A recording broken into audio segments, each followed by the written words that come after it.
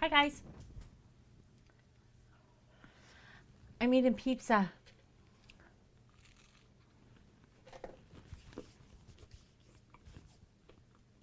Mm, mm, mm, mm.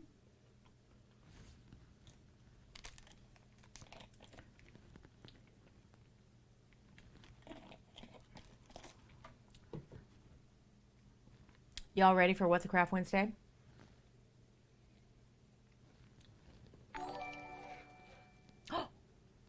Brownie's hosting us.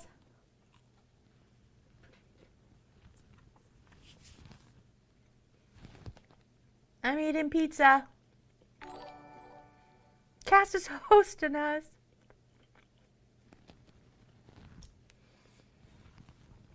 Hello, ladies of the Mean Girls.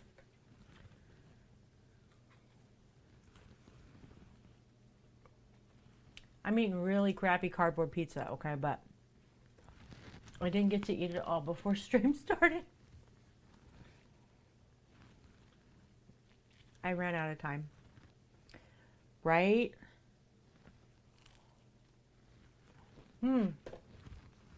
But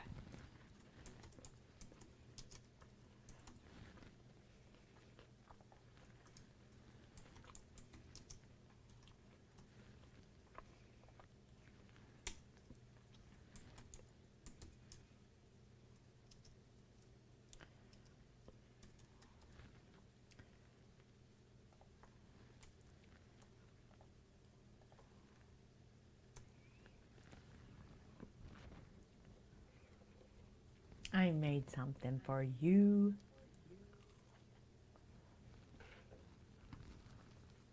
Why can I hear myself? I don't want to hear that.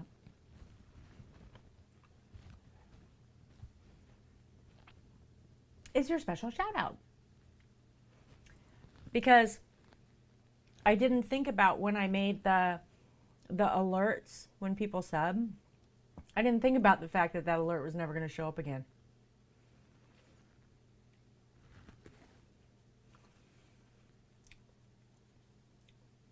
So I made a little one. So you have it all the time. No, you too.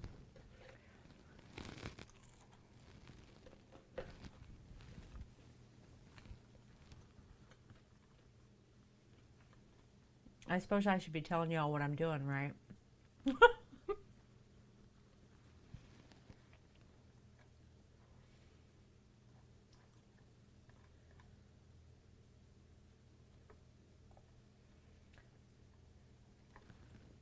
I know, I'm just munching my... This is my last piece. It's my last piece. It has onions on it because y'all can't smell my breath, so it doesn't matter. Ah!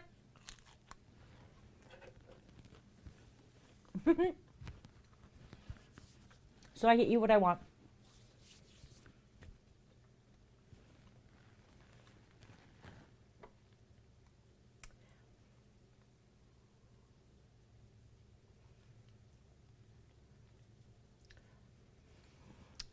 So I'm going to try and do, let me see that part, a acrylic pour technique called feathering, which I've never tried before.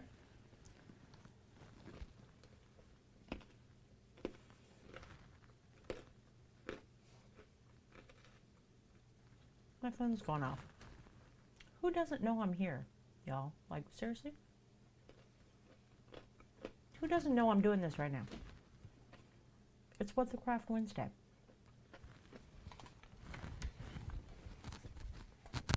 Anyway, okay. So, hey, Outlaws hosting. I'm just saying, if you know me, do you know that I do this thing, right? Like, people. Okay, so I want to do this feather thing. I want to try a new technique for a flower that we're going to see how it goes. I don't know how it's going to go, but we might revisit it later. And then I'm going to do a pour, see how many cells we can get, do a swipe on it because I designed 2 vinyls specifically for this, and I want to make that painting.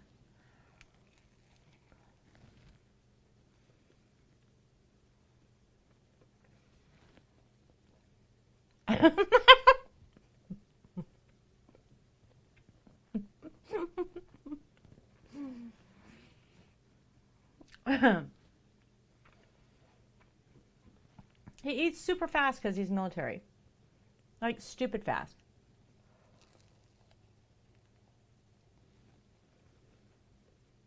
I tried.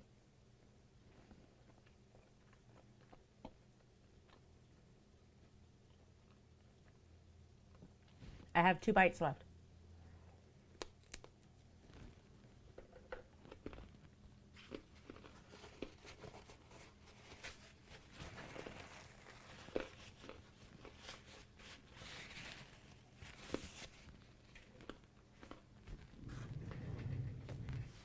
Okay.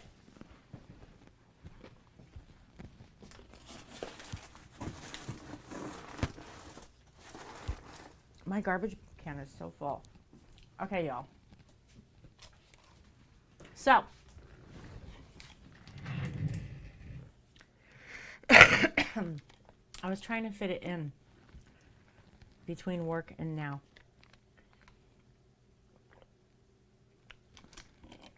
It's hard to do. So I figured out a thing. I had the Etsy shop up. Not because I wanted to show it to you, but because I learned something. One, it shows you when things are in people's cart, which I did not know. And then, oh, where was it?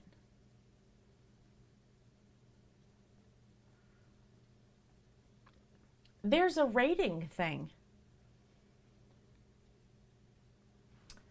I saw it.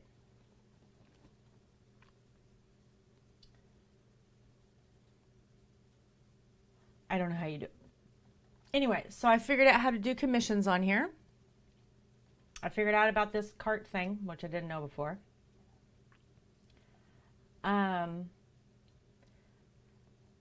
free shipping is set at $35. So if I'm shipping priority, it's $15.05. If you buy a painting like this and one of these for $5, it costs you $35 instead of $45. Just FYI. You can save yourself $10 on my shop. Okay, so let's go over here. We're going to start mixing up our paint, and we can chat over here about what the plan is. And we'll see how this goes.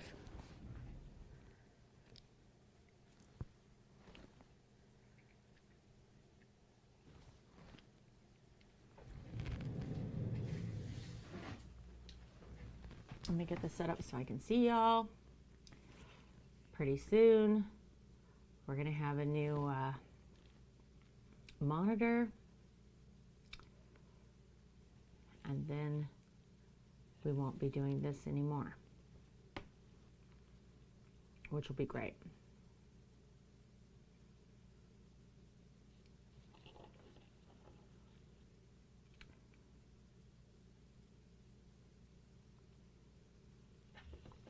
This is true.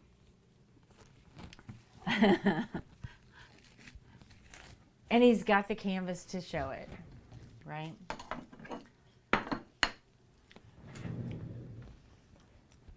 It's fine. We get it fixed. So Outlaw ordered me a new 12-foot DisplayPort cable and a new switch. Right, Outlaw? I just drank the last of my drink. I'm doing great today. So that'll take care of both of the things. So that'll be good. All right, so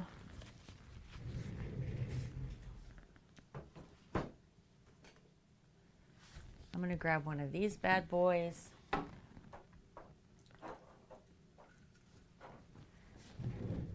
And some shot glasses.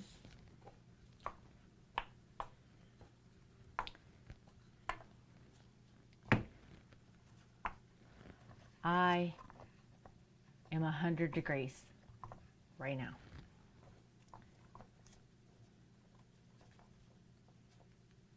Yes, you did get yourself some shaving stuff. I get all the presents. What are you talking about? I don't get all the presents.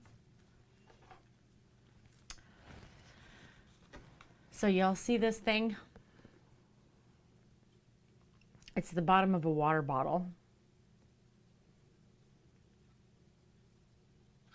And I want to see if I pour paint over it, can I get that really cool flower effect? Right? I'm glad you're back, Cass. You don't have to be sorry. So that's the plan. I am going to go wash my hands real quick before I start touching these canvases. Because if I get oil on them, paint won't adhere to them. So let me do that and I'll be right back in just a second.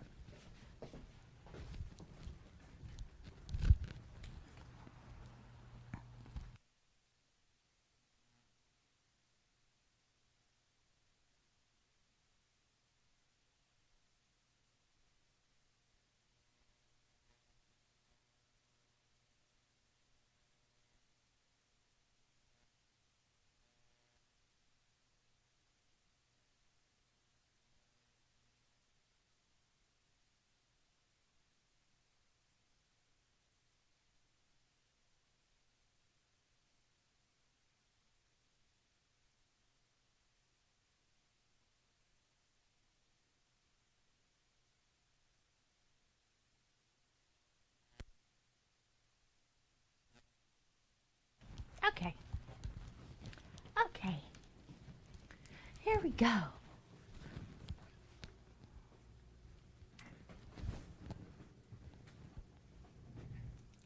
Fast walks.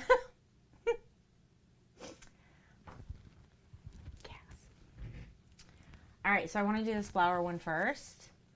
We're going to pour the paint over this little thing. And then I'm going to pick this mess up and move it. And then we're going to see what we get. That's the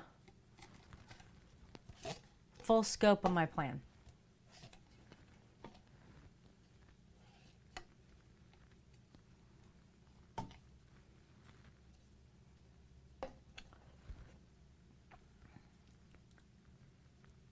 Yes. Yes. Enigma's hosting. Thank you so much. We appreciate it. Yes, which is nice. I like to be happy. How are you doing, Enigma? Welcome, welcome.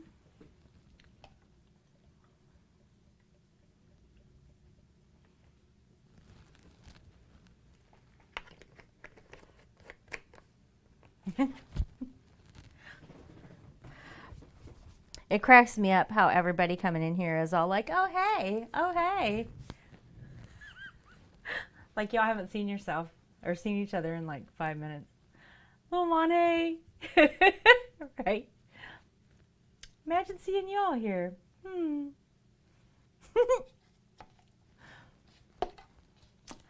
All right.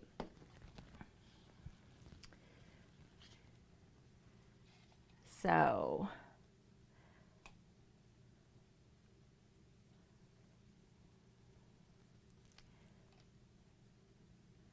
I'm just going to measure out this Floetrol.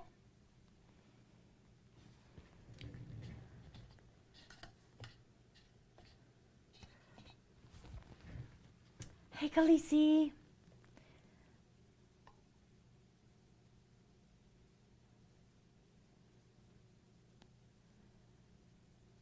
Okay. Has anybody, Anybody that's in here so far, have you never seen me? English is hard. Any of you that are with me right now, are you new and have never seen an acrylic pour done? Or has everybody seen it already? Enigma hasn't seen it? Okay.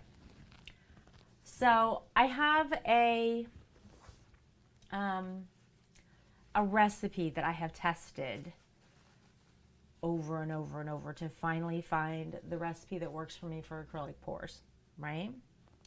So that is 5 parts of Floetrol. That's a painting medium. 1 part paint, 1 part water, and 2 to 4 drips of silicone. Okay. So tonight we're going to use the same recipe that we use regularly, but we're going to do a couple of different techniques, right? So our first technique that we're going to be doing is we're going to do a pour over, meaning I have set something on the canvas and I'm going to pour over it and see if we can't make a really cool flower design. What? Who else is new? What you talking about?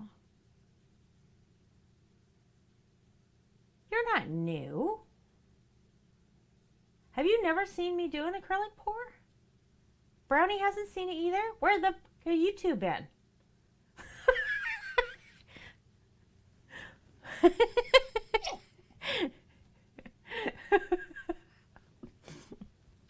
Where's my mean girls at?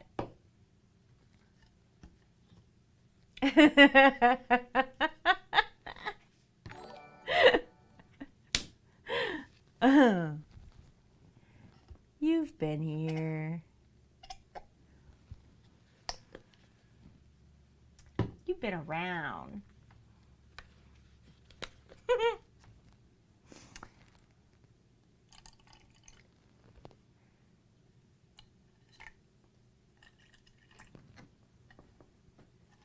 I think, you know what, I'm going to add just a tiny bit more water than normal. I think I want this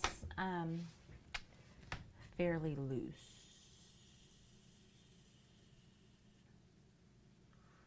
That's what she said. You're in the wrong chat. We don't say that here. Wrong stream. I forgot my stir sticks, y'all. Hang on.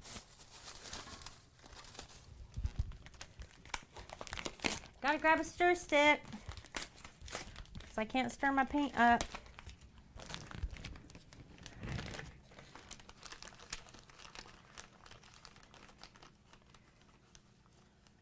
What the heck, Outlaw? Don't you have like your own stream to pester? You know? Like, where are your people at? You go hang out with your people. Oh, okay. You waiting on MP. I get it. Mean girls are excited. What's up, Geeky?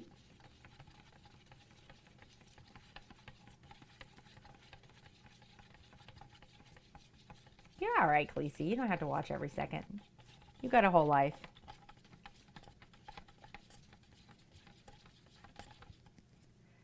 March down to his room and tell him to go to the street. Right? Right? I'll shut the door. You don't need to come up here. I am trying to mix paint and concentrate. Piss off, Brownie. Don't tell Brownie piss off. Be nice. I will shut that fucking door.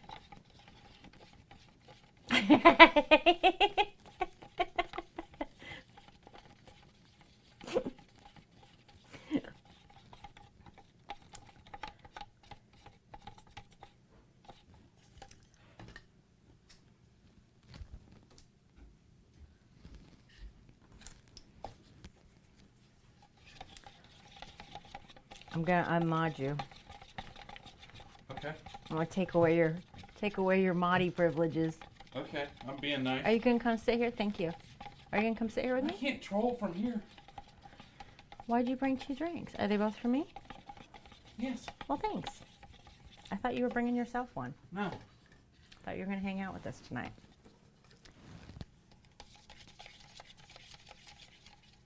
Clips. Of the Mean Girls? You have clips of the Mean Girls? I gotta see. Gorilla. That's just wrong, Gorilla. What's Call wrong? me a bitch. Such a nice little bitch.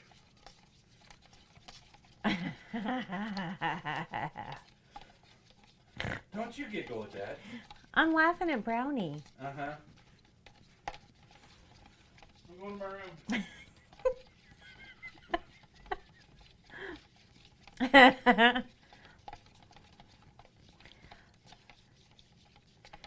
Right?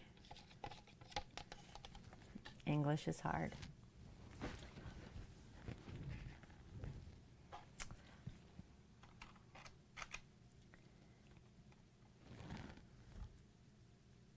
Oh my goodness. I don't have clips.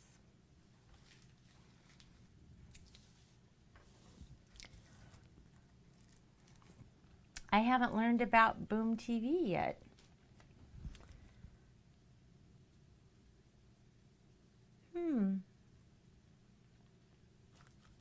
Well, now I know.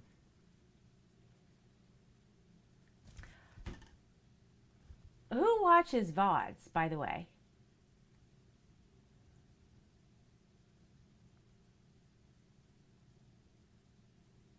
Our VOD, where we made lemons things, has 93 views. I mean, does that seem high? Hey, Keiko. Hey, Lil Mon. Thanks for the sparks. That's right. That's what we're doing. Okay, so it is high because it seemed really high. So I had one on the keychains that had 77, and now I've got one with 93. So it took some time to find it. I bet it did.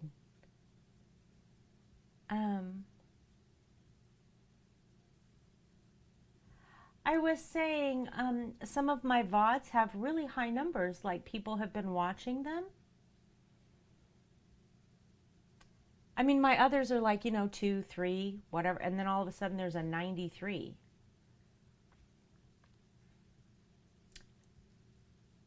But I don't really know what that means. Right. Well, you were talking about you got a clip, right? And I was like, okay, so do you just like download my VOD and steal my clips? Maybe you're one of the views. Is that how that works? That's why I asked, because I don't know. I don't know. I just thought it was crazy high. Okay, Cass.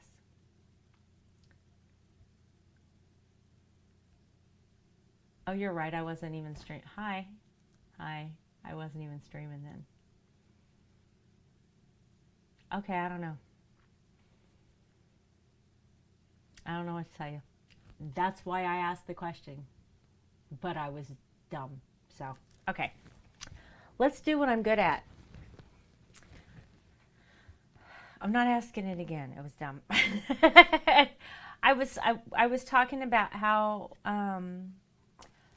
high the numbers are on some of the VODs on views. Like, I was just curious if other people were seeing that, if it was like a glitch in the system or what was going on.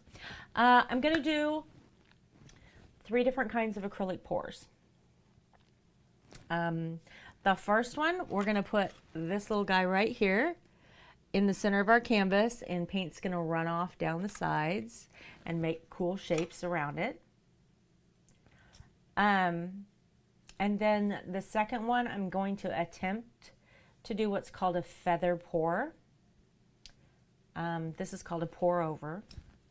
And then the third one, we're going to do a dirty pour on 2 canvases because I've already created vinyls that I want to go on them. So that is a very specific pour that I'm going to attempt to control in order to get what I want. A dirty pour is where I take all of these guys, right? All the different colors of paint that I've mixed up with my painting medium, and I layer it into a cup and then pour the single cup over. That's called a dirty pour. This one, we're not going to do that with. This one, we're going to do these colors one at a time and try it out that way first. So the feather, that will be a dirty pour as well. So all those colors will be mixed up before they're poured onto the canvas.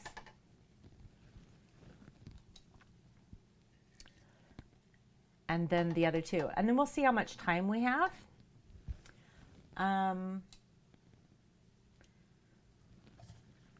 Because I have this little guy that I want to test out. And I also want to do an over pour over this. So we'll see how much time we have and how much we can do today. I absolutely want to get the first 4 done. So that's where we are. And I may have to stand up for part of this to see it. But we'll see how we go.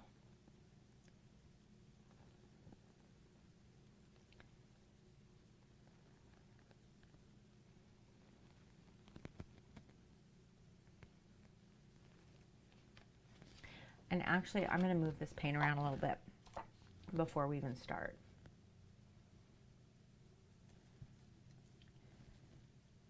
Really watery.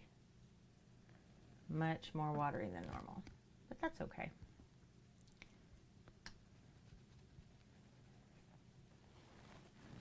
That's how we wanted it, right?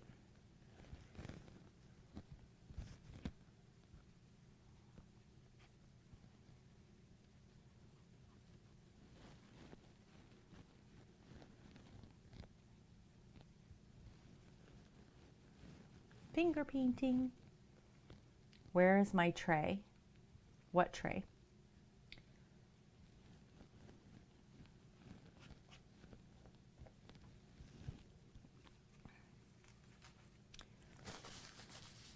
I didn't bring them out. Yeah, it's going to get really messy.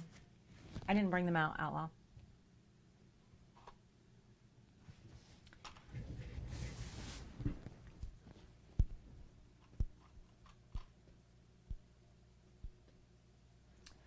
Okay. So the rule with over pours,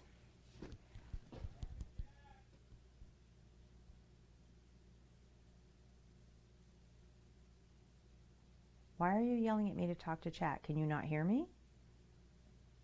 Where's my tray? I didn't pull them out. Yes, the shot glasses from the Christmas ornaments are underneath here. What are you talking about?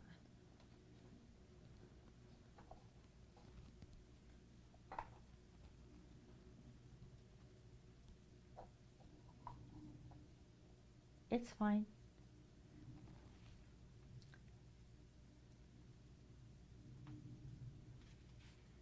Okay. So,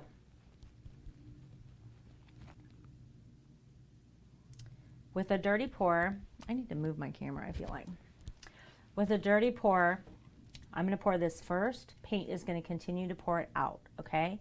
So first in is farthest out. Excuse me, I said with a dirty pour. With the singular pour. First in is farthest out, right? Because the paint will continue to move it to the outsides. With a dirty pour, first in is last out, meaning it will be your center. So with this pour, it's the exact opposite. So I'm going to start with a little bit of black.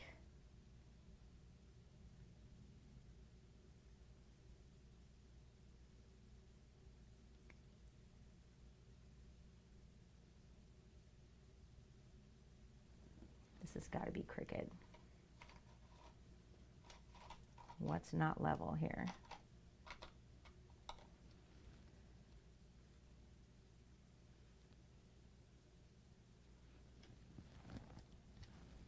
Okay. We're going to go that way. That's fine.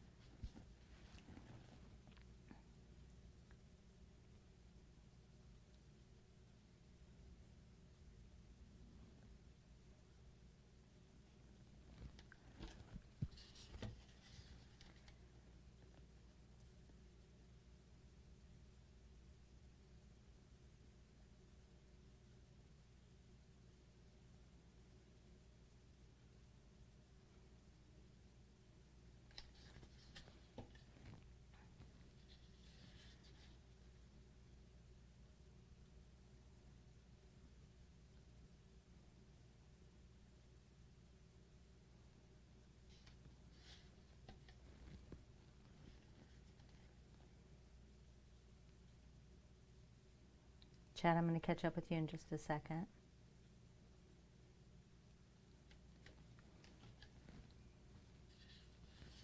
It is a cool effect, right? So, this mixture does not have any silicone in it.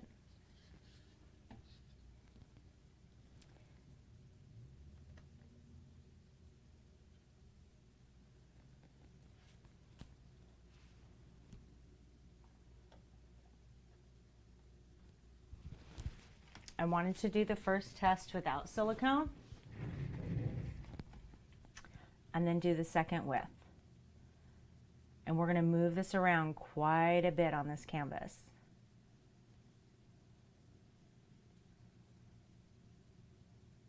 Yeah, this is a flower pour. Exactly. Now, I have the option to flood this canvas before I do it and not stretch this flower, right? But if you leave too much paint on the canvas, you get crazing and crackling, and the paint doesn't set up right. So you really have to pour some of it off, right? I don't want to lose this flower shape, so I'm going to slowly keep moving this paint back and forth until I can start to drip it off this edge.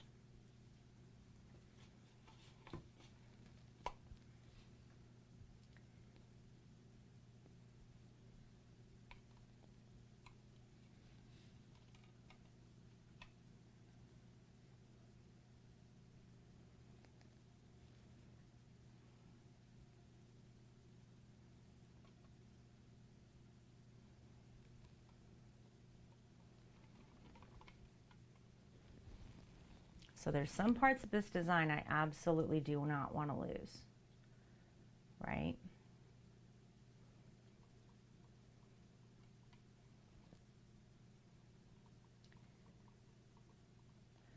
But there are some pieces that I'm okay with modifying just a little.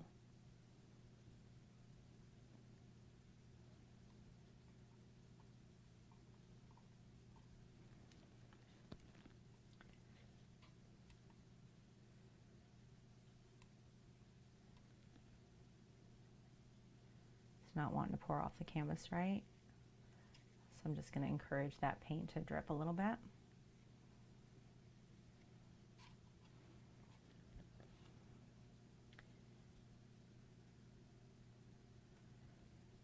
We're going to get cell development like crazy. And this is way too heavy on the canvas.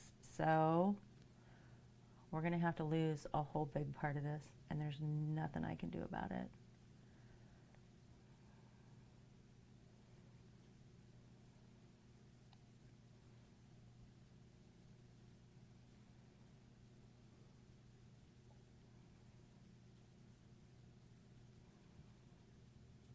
So much red, right? All right. This is cool going on. What's going on over on this side is super cool. It almost looks like feathers.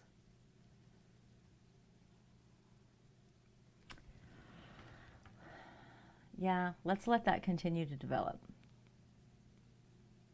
Right?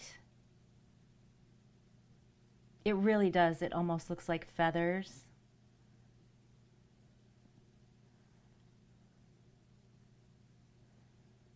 So we're going to let this pull out a little bit.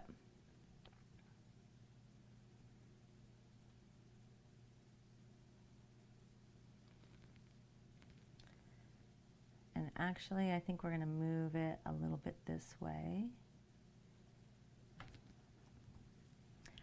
Probably hard for you guys to see right now. I'm sorry.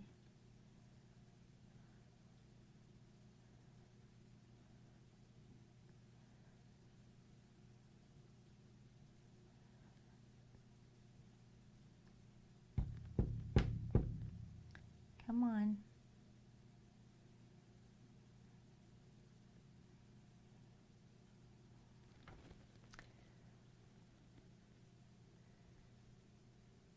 You guys, this is a strange one. Look at the color difference. We used a bright red and gold.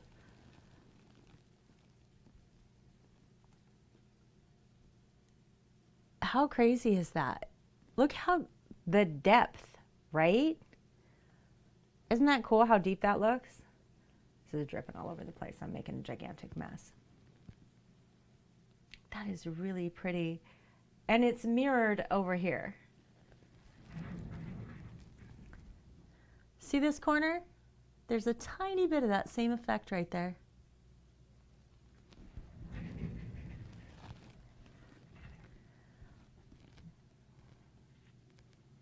Not exactly what I was hoping for.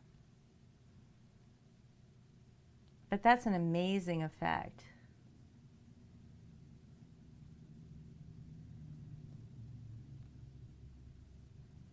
You never know with an acrylic pour what you're going to get. Paint has a mind of its own, you know?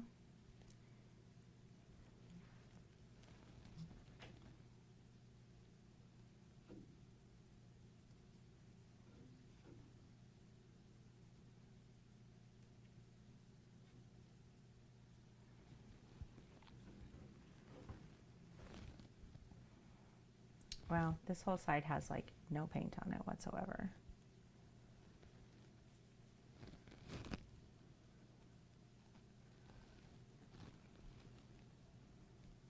That's not okay. That's not okay. Won't hold a clear coat without paint on it.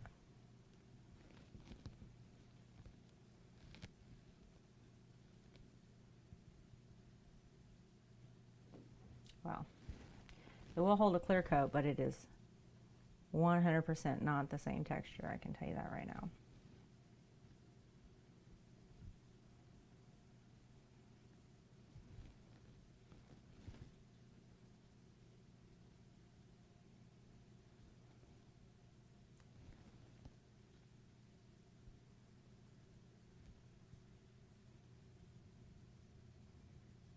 You're going to strangle Outlaw.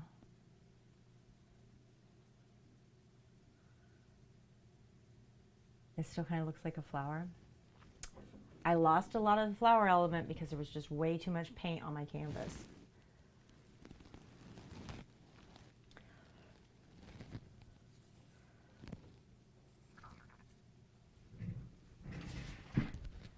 But that's okay.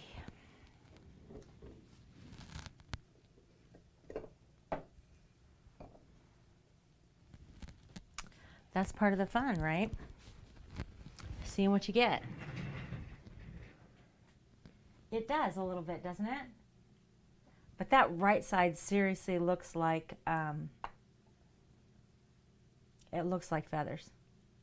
Like it's really cool. I love the color it turned too. Okay, so I'm gonna wash this off my hands because I'm literally dripping with paint. So let me go wash my hands real quick. And we're gonna do another one, and we're gonna try red and yellow instead of red and gold.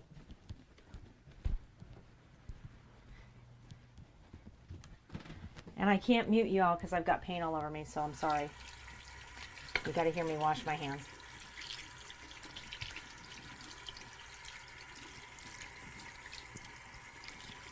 Literally have paint running up my arm. And we just started and I'm already super messy. All right. That's a little better.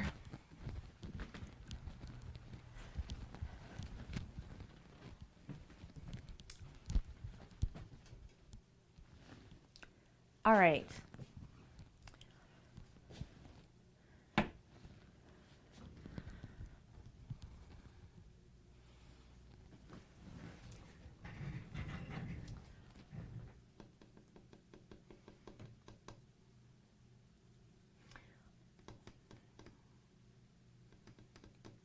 You know what?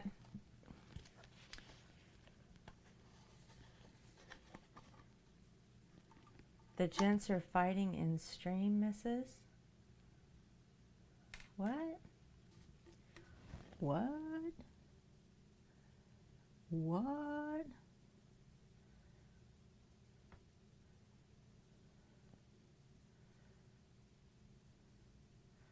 Oh, Lord. Message you at 9 a.m. 11 my time. While you're playing turtle.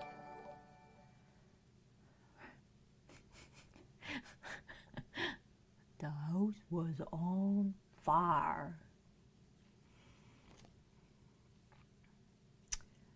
Still gonna strangle you, one scav run. Drama, drama, drama. More boy drama, boy drama, boy drama. Got it. Okay, I'm caught up.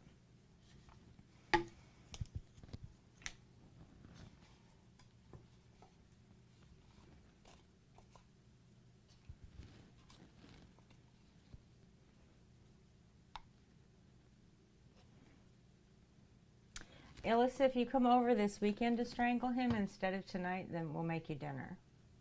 All right, just letting you know. We have another family birthday, so you can you can get a good dinner for your time for the drive.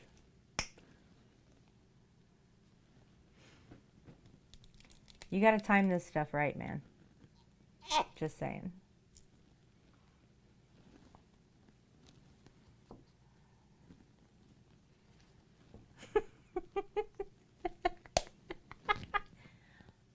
I said he should come eat if he's going to drive all this way.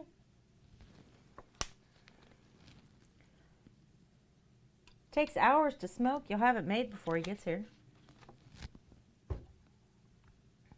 Going to add silicone to this yellow here.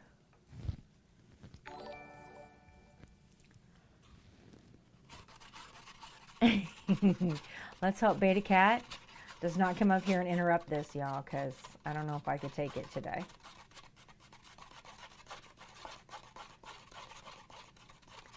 I really don't. Right? So I can tell you now because she's received it. So,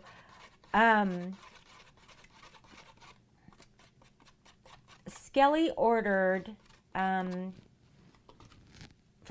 purchased from the Etsy store a series of 3 8x10 paintings that had beta paw prints all the way across them, right? And then it had a paw print at the bottom, and then I signed it Beta the Streamer Cat. And so she bought it for one of her daughters, who was super excited and loves cats, but she can't have them because she's allergic. So I had said on stream, if somebody buys it, right, they'll get an autographed picture of Beta because Skelly was asking about it. So I took the little photo from the Etsy store and signed it Beta the Streamer Cat. But what she didn't know I was going to do is I brought Beta up here. I stuck his fat little furry paw in black paint, and he signed the back of her painting label, right? But he has the longest, so he grows really long fur in weird areas, right? Like he's got 4-inch long armpit hair, and the hair between his toes actually sticks out longer than his toes. So it's just like this smush of cat hair. And he was not happy. Okay, I will tell you, Beta's not feeling the autograph thing. He was not happy with me. He did a great job. He let me do it. He never meowed. He never pushed back. He never did anything. And then I picked him up and took him in and washed his little paw off. No bothers. Perfectly great. Dried it off with the towel. And as soon as I started drying it off with the towel, he was like, I want out of here. Right? So then I put him down and he was like, phew, and then he was mad for a couple hours. But he got over it. Oh, no, no, no, no. No, not only does he not like water, I put him under running water, which is worse for him. So, yeah, Beta's not a fan of that in any way.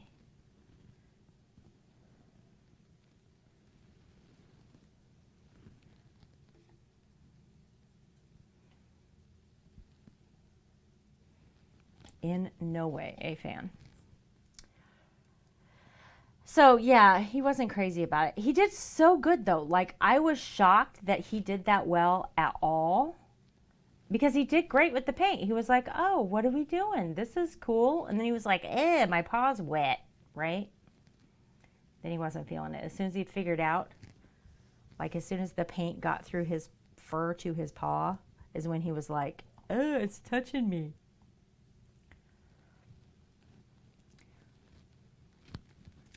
But he stayed mad. Like, he'll walk around the house and just evil eye you, you know? Like, he stays mad. He's got an attitude.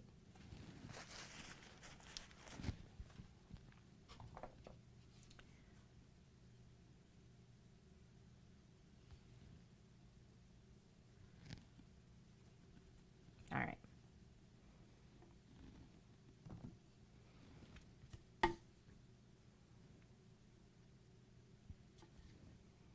I wonder if I could just do this in staggered dots and that would be better. Let's try that. No, I don't want black in the center if I do that. Well, black will end up in the center if I do that. Okay, hang on. We're going to do it this way.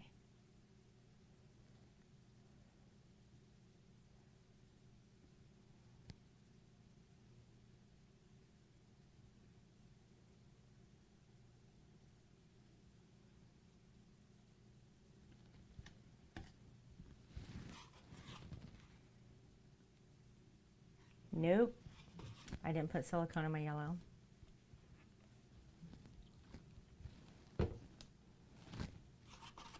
And I want silicone in there. Definitely. Definitely.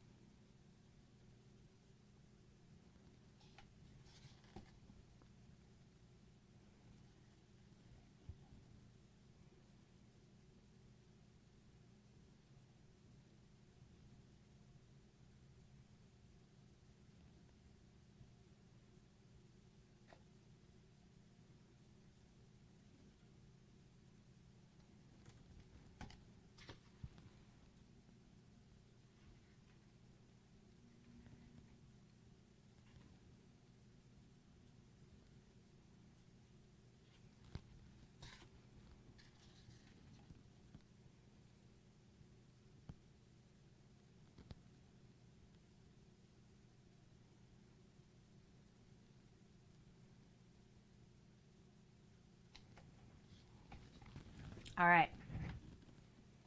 Now, let's move this around a little bit.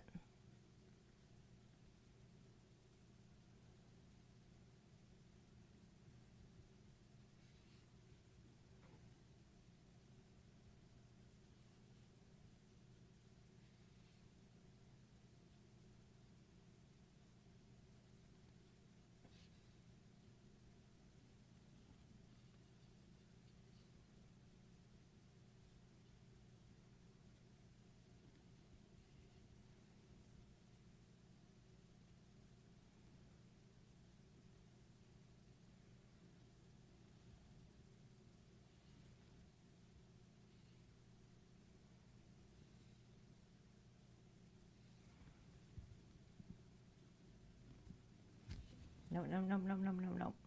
Not far enough. Not far enough.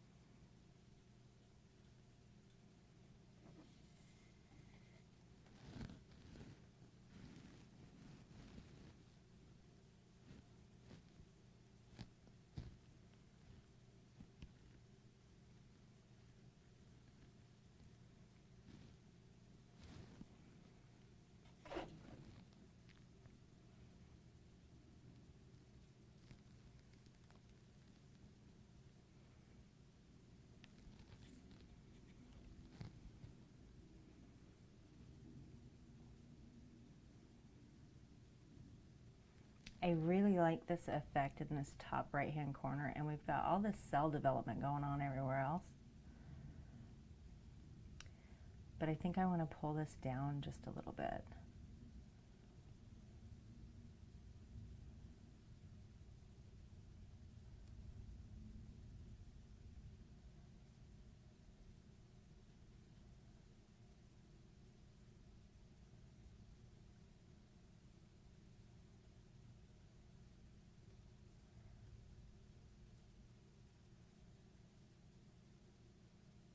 It's so swirly.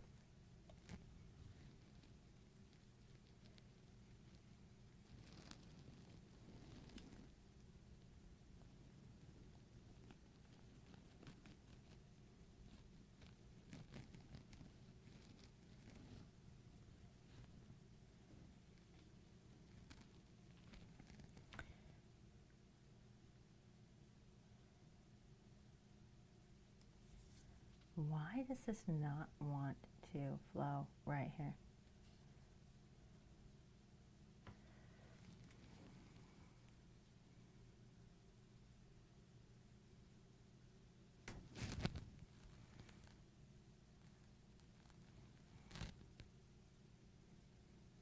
Yeah, it's starting to develop. This side down here is so strange.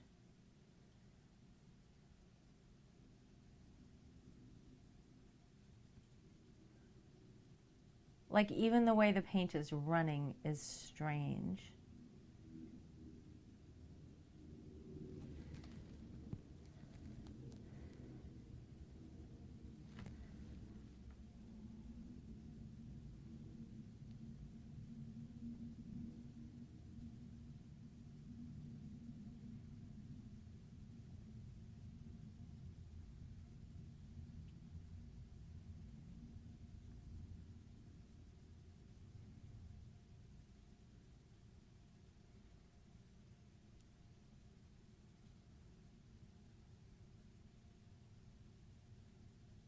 This is so bold down here. I mean, it's not a bad thing. It's just super, super bold.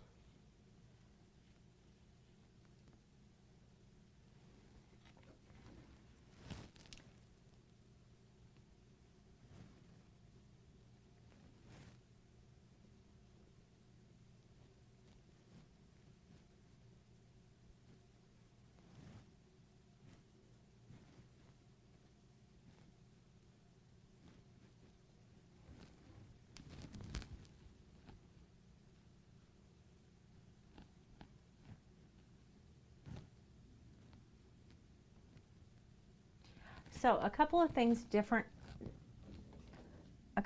happen after we're done. Look at this little eyeball dude happening right here where you can actually see the canvas. One, I decide that a painting is a standalone painting, meaning it's great just the way it is and it goes right into the shop. I put a clear coat on it and it goes in the store. My hands are too full of paint to do this. 2, I've done an acrylic pour because I have a, like legit my hands. There we go. I have a vinyl overlay already in mind, right? So there's something that I'm pouring that I already have an idea of what I want to do with, and it's made strictly to be a background. Sometimes we're testing out techniques, recipes, different things like that.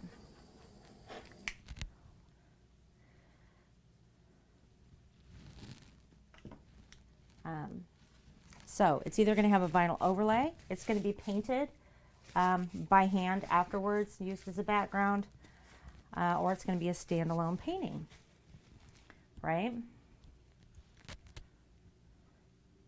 So let's take a look at what happened here.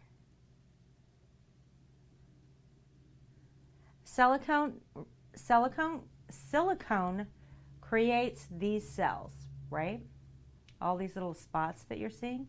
And when I add the heat, it raises that up to the top and will create more development as we go, right? So you're going to keep seeing movement here. But if you remember, there's only silicone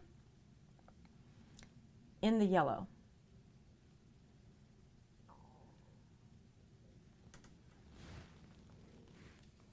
So there's only silicone in one of these paints, which makes a difference.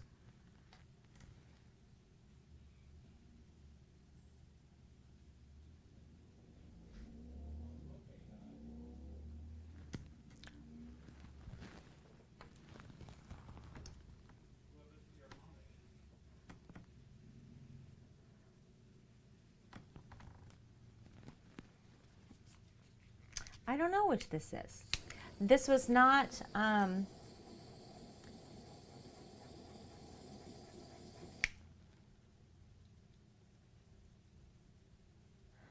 this was not a painting that, this was a test, right, of a technique I wanted to try.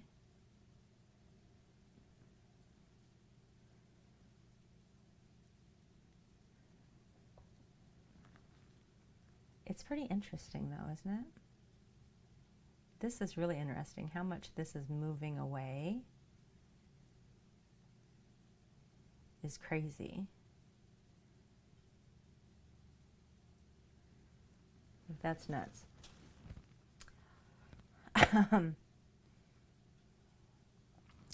Yeah, so lots of movement. So I put this black right here. This is silicone. It's a little dot of silicone that's actually touching the canvas.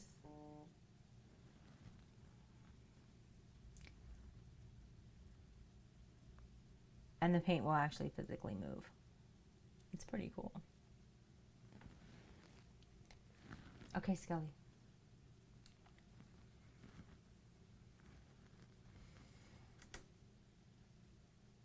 So, real red. That's just a true red. Buttercream yellow, which is a bright yellow. Black, plain black.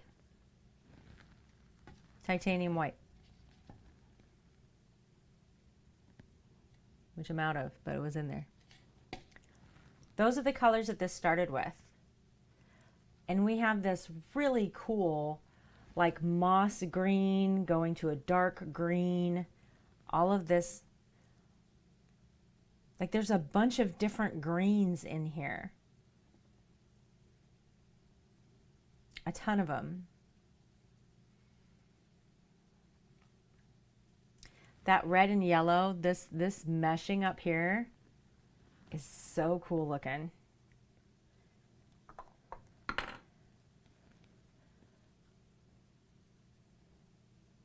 Like, look at all that color.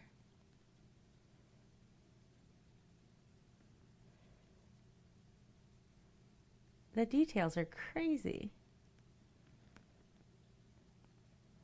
And we've got more of this feathering look, right? That dragon scale kind of look.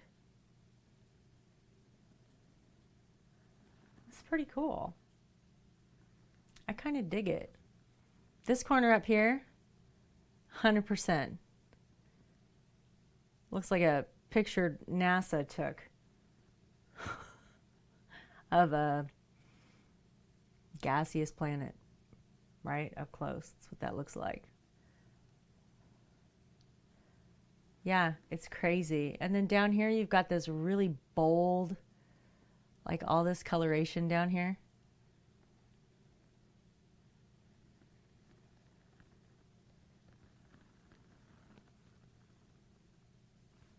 How many projects do I have going on at once? Painting projects, currently 7. I have a commission. I have a reward for one of my subs.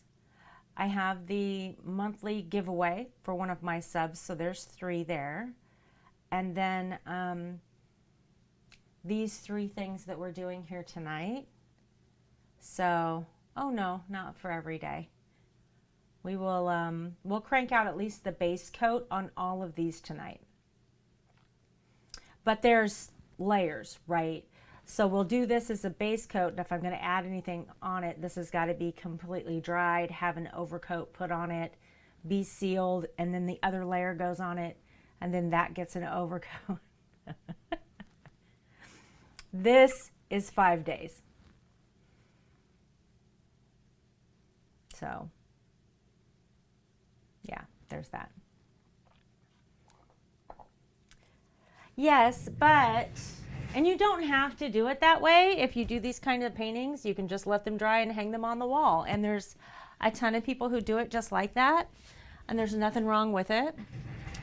I prefer personally to seal them, right? So I seal them with a clear overcoat, either matte or high gloss, depending on what the painting looks like.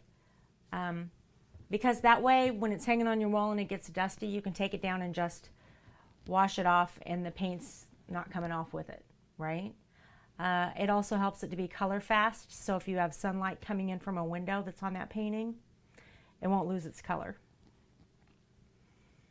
So I take the extra steps to make sure that when you get a painting, it actually lasts a long time for you, right? That it's going to put up with a little bit of abuse. It's going to be a little more sturdy. Your kid knocks it off the wall, you move, you know, things happen, right? But if you're going to buy a painting, it should last. It should be well crafted. So I take those extra steps for that. When I do add the vinyl overlays, they require a clear coat to be underneath it. They do not adhere well to acrylic paint, and they will not adhere at all to silicone.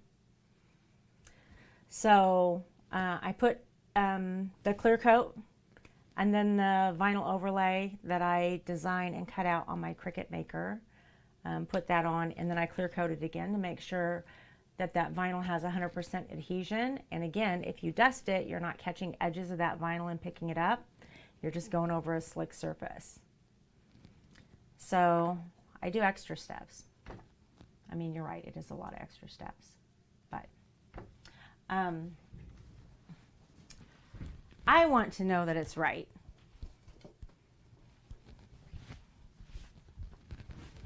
You know, that painting we just did almost looks like peacock's feathers over there. It legit almost looks like peacock feathers are forming through the center of it. These will continue to develop as they sit here, by the way. Okay.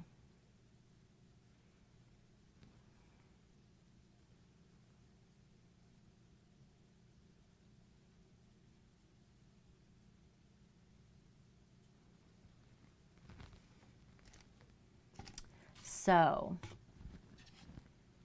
what do I have here? Gold.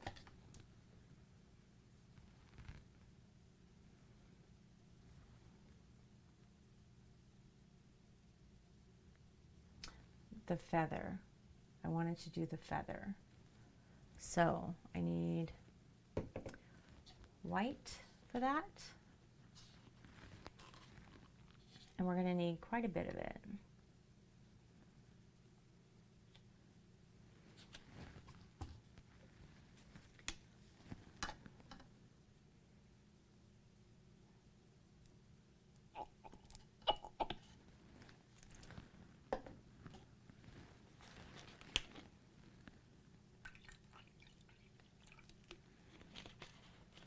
Keko, have I asked you before, do you paint? I can't remember.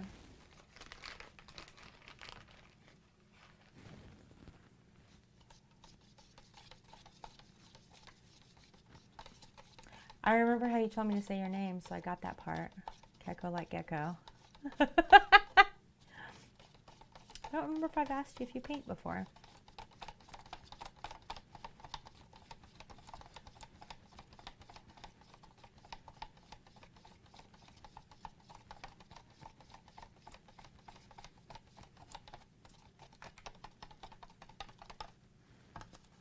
All right. So I need white, gold, just a tiny bit of black. I don't want the red and the yellow right now. We'll set them over here.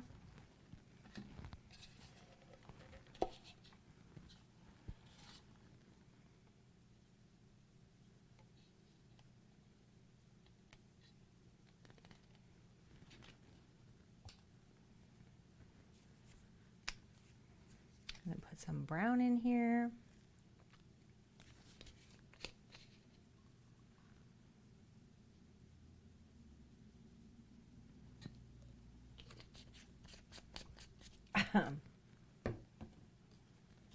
And with this brown, I'm going to add a tiny bit of metallic bronze because I want to darken it up and I want just a touch of metallic in there.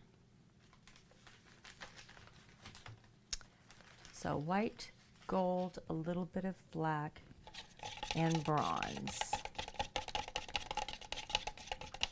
Well, a brown bronze color. So I'm going to mix these up.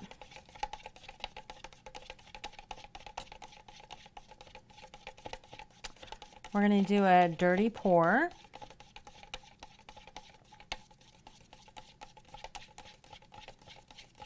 And then probably a swipe.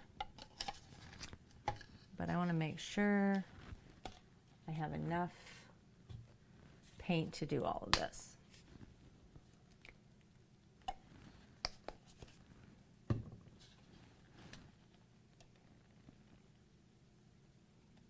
Because I 100% think I don't have enough black.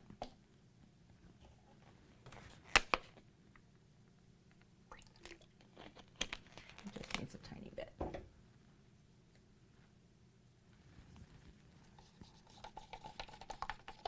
Yeah, that's a good weight. All right, so black, white, gold, bronze. Black, white, gold, and bronze. What am I missing? What else did I want to... Oh, the silver. I need silver.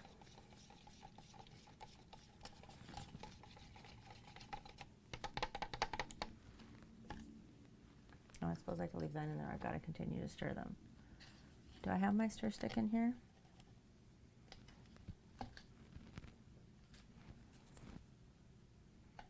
Because we're going to add silicone to all of them.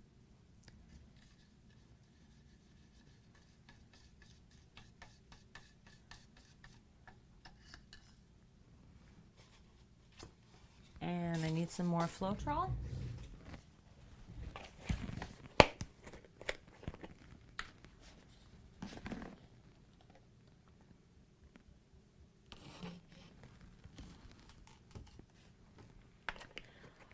Nice thing about using Floetrol as a painting medium is that when it dries, it's completely inert and it's clear. So it doesn't change color of my paint. doesn't affect anything when it's dry. All of its effect is in viscosity when it's wet. So it helps it flow better, helps it move. Makes a huge difference. And I have tried a ton of different recipes. Elmer's glue, Mod Podge, all kinds of different stuff that I tried before I bought Floetrol. And I'm going to be honest, Floetrol, best quality product that I've found, and way cheaper. It's less expensive. Why I didn't try it to begin with, I have no idea. Because had I tried it the first time I ever did anything like this, I probably would never have bought anything else. Okay, so silicone going in all my colors except white.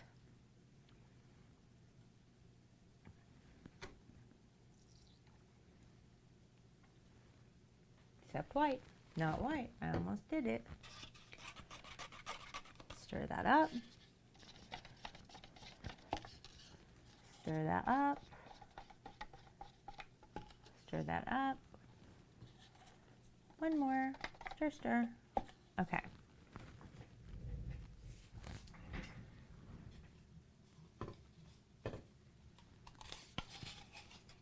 So I'm going to get 2 cups here because I want to do 2 paintings that are not identical, but that are close, that mirror each other. So I'm going to pour these 2 cups about the same.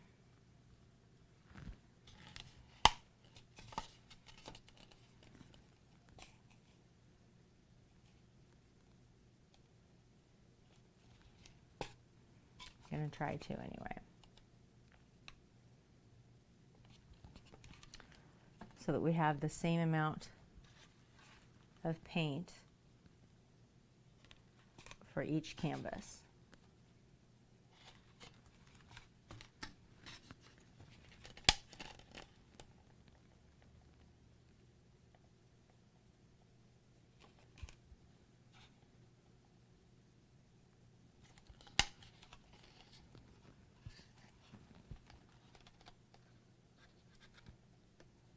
You guys probably can't see me very well right now, can you?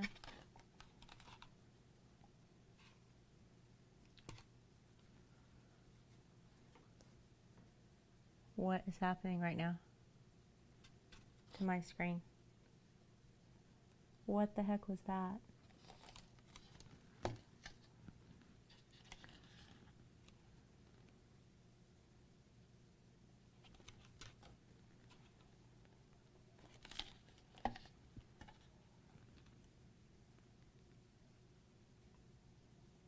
Y'all, if you can't see something, you can tell me. It's okay.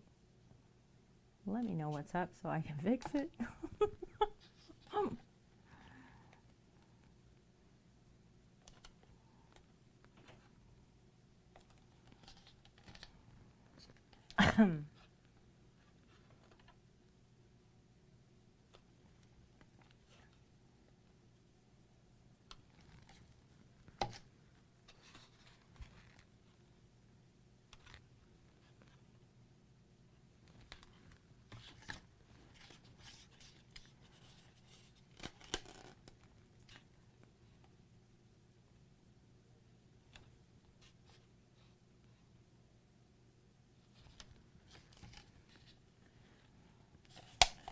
Takes a while to pour all these layers, but it's worth it.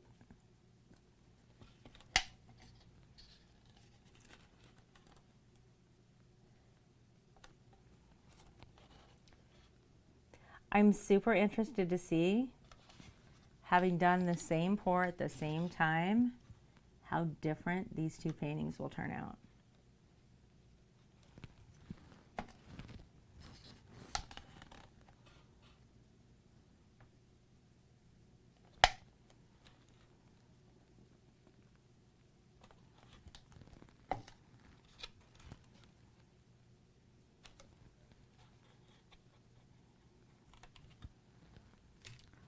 All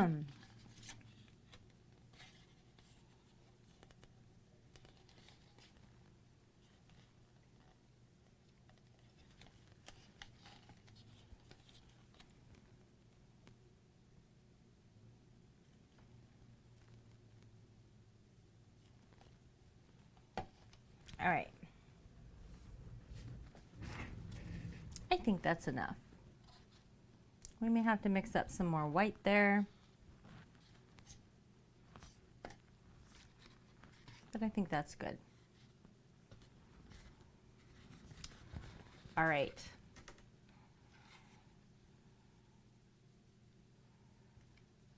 Yeah, we're just going to pour this in the center.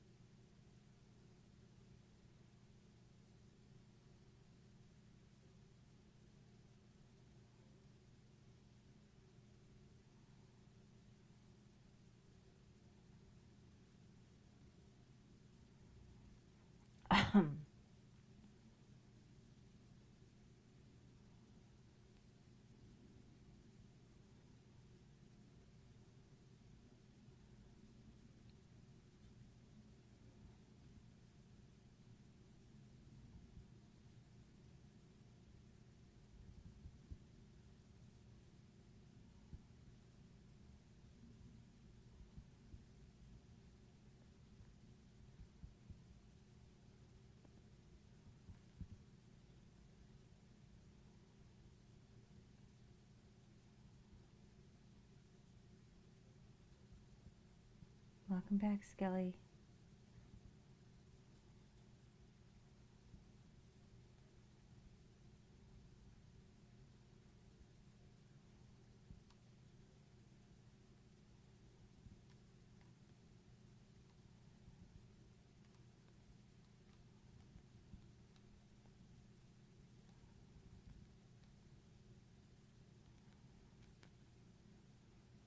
It's Inception pour.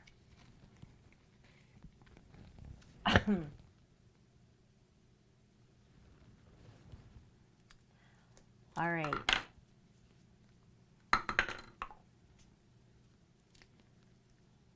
Let's see what kind of movement we get.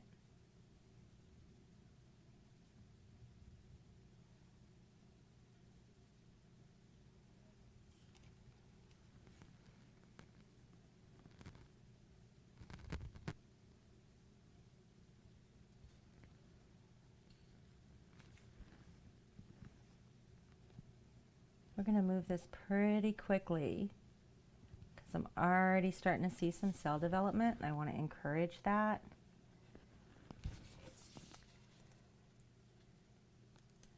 Oh my gosh, y'all.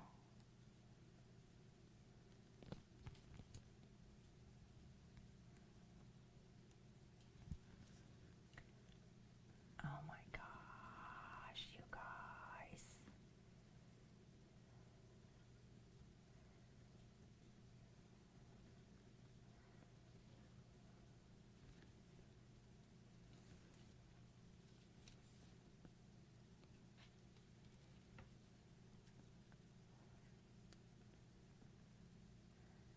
I can't wait for you guys to see. You know what? Before we end stream tonight, I need you guys to remember to remind me. Please remember to remind me. I want to show you the vinyls that I want to put on these two paintings. So remind me to pull up the Cricut and show you what that design is going to be, okay? So I do not want to forget. So I have a feeling that you guys are going to see.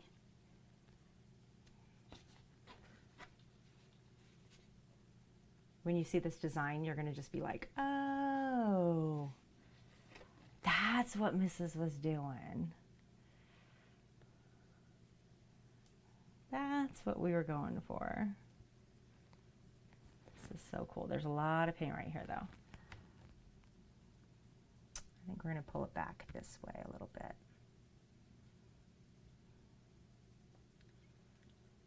Thanks. Now I'll never forget. All my problems are solved.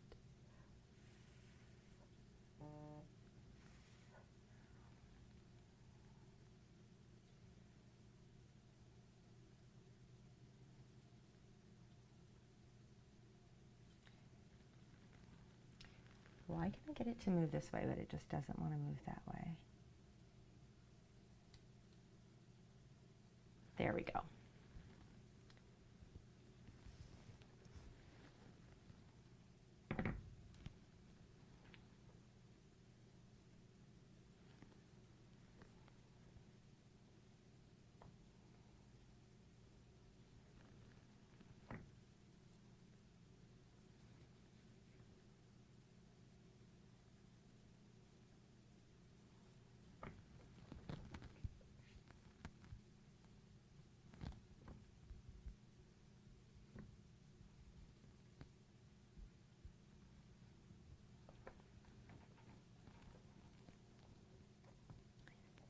Got something on your hand? Yes, maybe I do. I got something everywhere. Got a little smooge. A little smooge on my hands. That is for sure.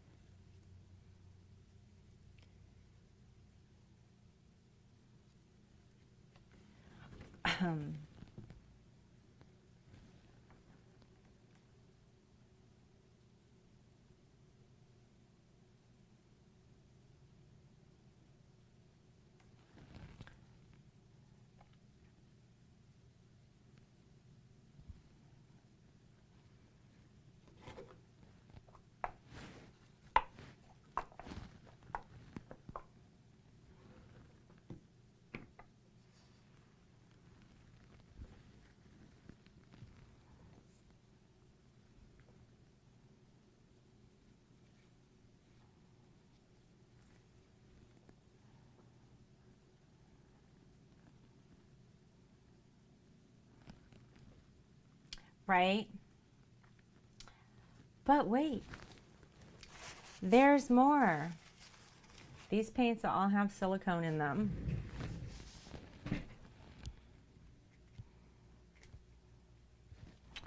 So, I've got this so gunked up with paint, it's just damn near impossible to do easy.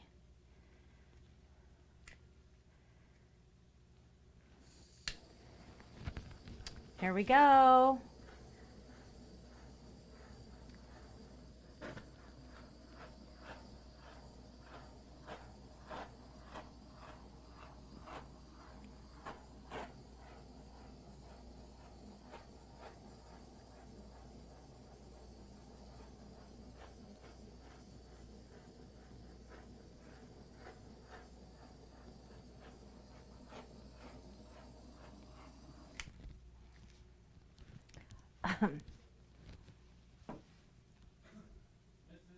Yeah. I'm covered in paint. Okay. Like, legit to my elbows, actually.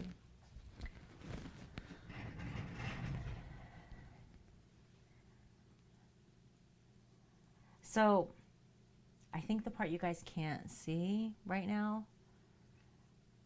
is the metallics.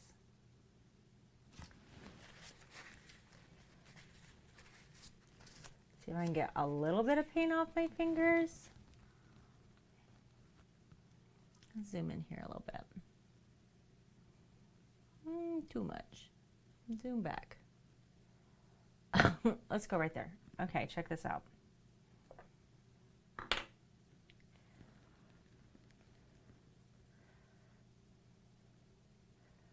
This little section right here is so freaking cool.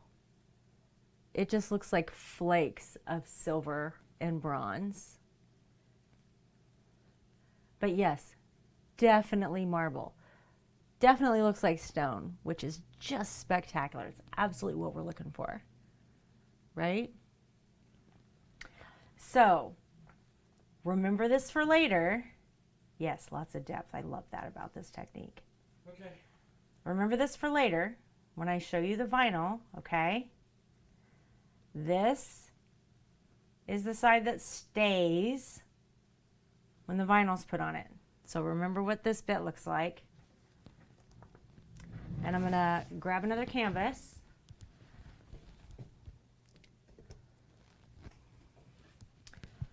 I'm gonna have to wash my hands. And we're gonna pour another one just like it. Thank you, maybe. I'm not gonna wash my hands until we're done with this one. I'm gonna pour its mirror, okay? Where are the 11 by 14s? Because I want this to be a two-piece set. So I'm gonna attempt to do the same pour twice, which is damn near impossible, but we're gonna try. I don't want it to be identical. That was probably super loud.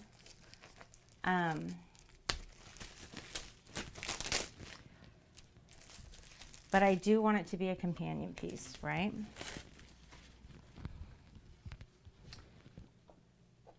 But now you guys know what I'm going for. So here we go. I'm so glad you like it. So we started here in the center. Ooh, too fast. The nice slow pour.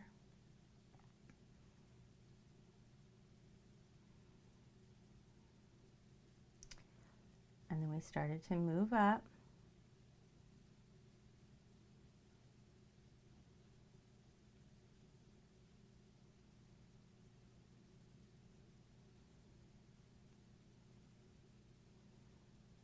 And we brought it back down.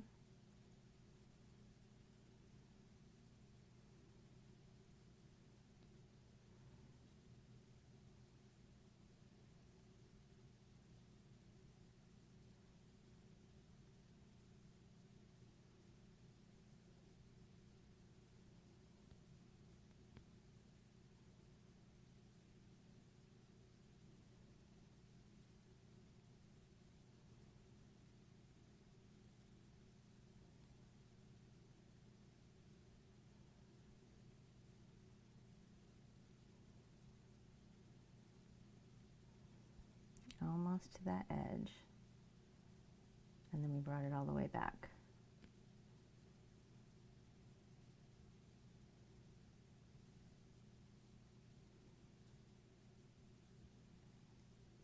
There was so much more silver in that last one. Oh, there's some silver. And then here's our last in, or first in, last out, white, right? That we saw in that last one.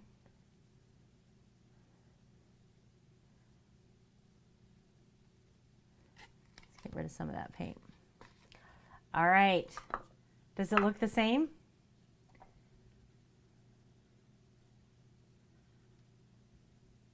Now here's the question. Do we remember the movements to get it to look like that? Because there were 100 little decisions that drove that painting to look that way, right?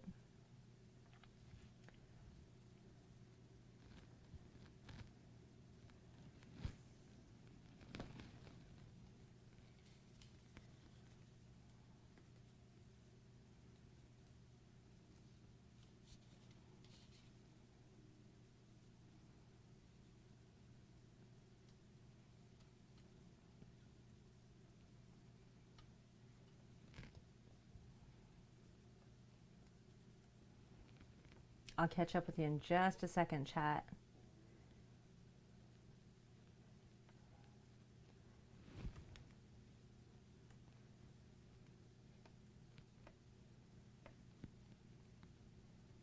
I need this paint to actually move and not lose everything on here.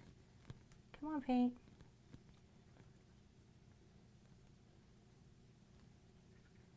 Come on, paint.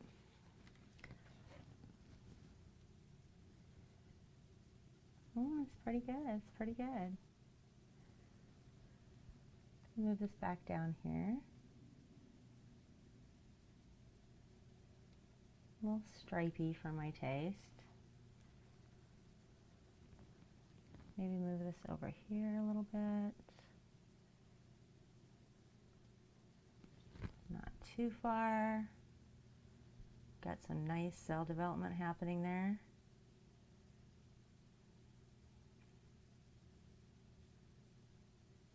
Okay. Same thing, same paint, 2 cups of the exact same paint, right? I poured them at the same time, so they were about the same. Poured them on the canvas, one right after the other.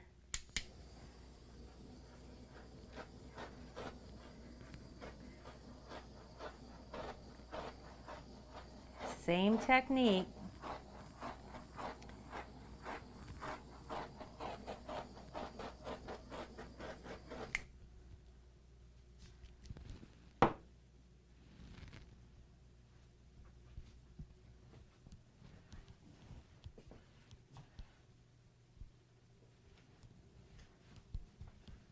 I can't freaking wait. I can't wait. Okay, I'm gonna go wash up my hands. This is gonna take a second because obviously I'm a mess. Okay? And I've got to get this paint out of my rings. So give me just a second to do that, right? I'm gonna leave this sit here. You guys can sit here and watch this develop if you want. I'm gonna wash my hands. I'm gonna set up a place for this to dry that's safe. But I think I'll pull both of them together and show you. And then I'm gonna pull this up in the Cricut so you can see the exact plan for these 2 paintings. So give me just a little bit, guys.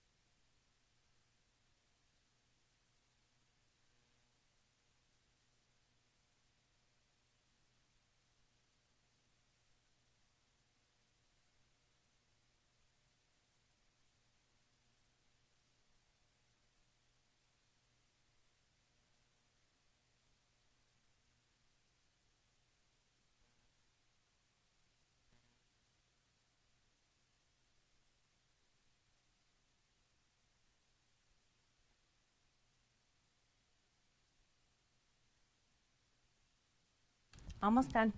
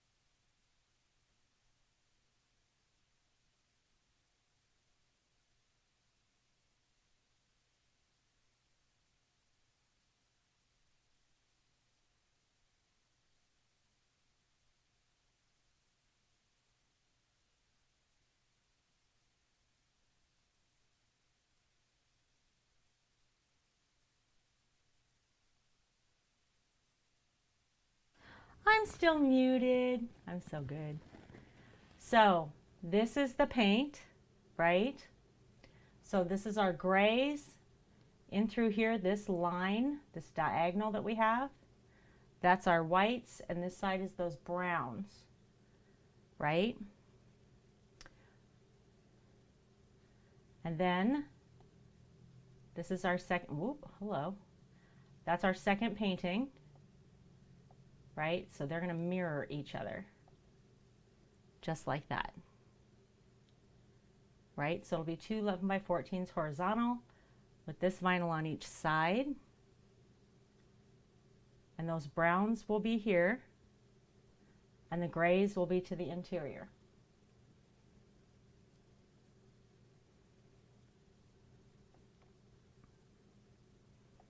So if we go back to the painting, can you see how that will go?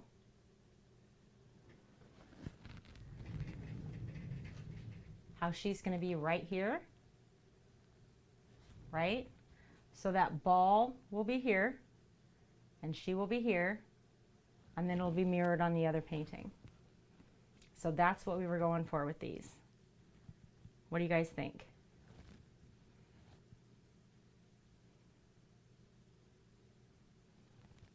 I think they're going to look really cool.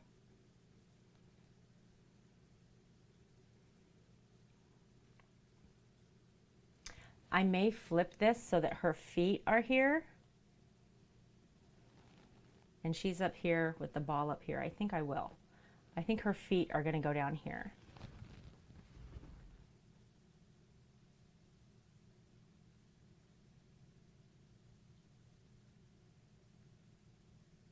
Yeah, and then the other one will go the same way. If I do that, then the two of them would be to the center together instead of on the outside. I might like them better on the outside. We're going to play with it. Right? Get a little ritzy. Obviously, they'll be a set. Like, they can't be separated, right? Yeah, so that's the plan with those two. Yes, you too can have a ritzy bathroom.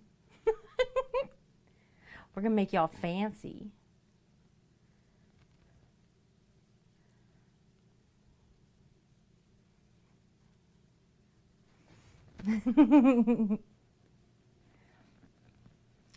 Maybe were you here when we started with the flower pour?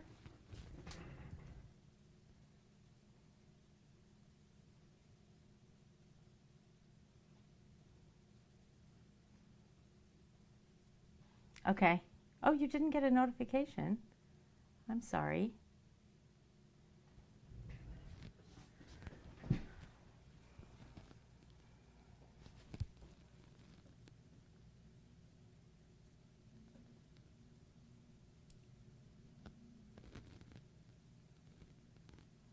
Let's get these corners touched up.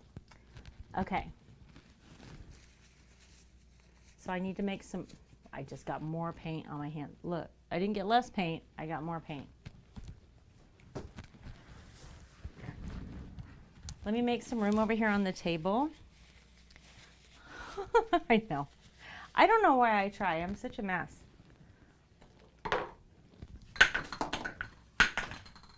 You hear everything falling?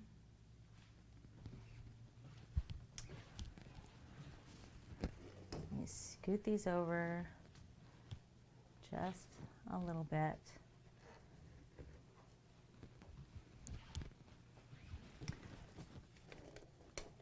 I love these colors. This is turning out so cool.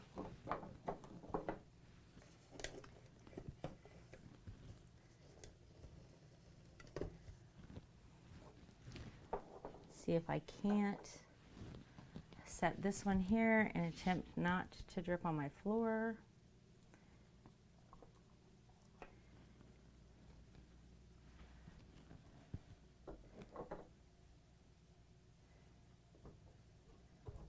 Brought one of my shot glasses with me.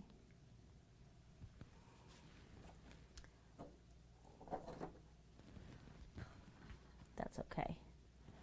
All right, that's good.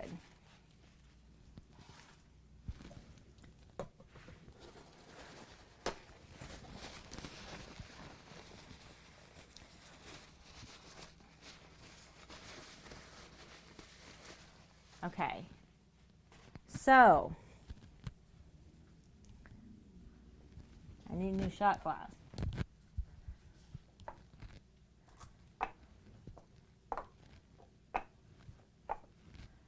All right.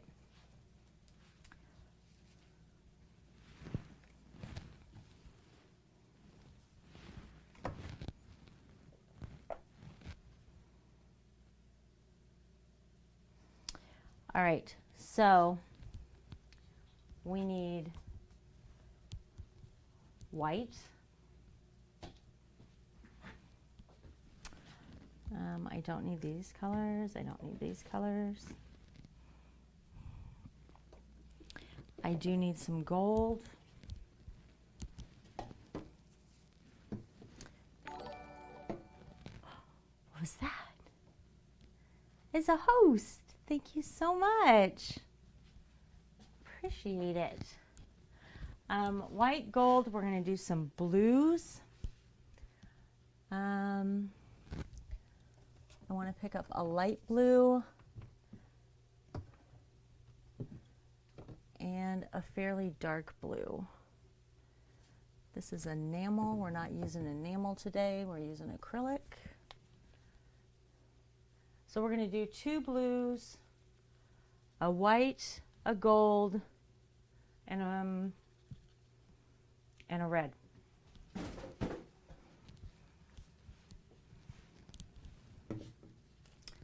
And I've probably got plenty of red in there.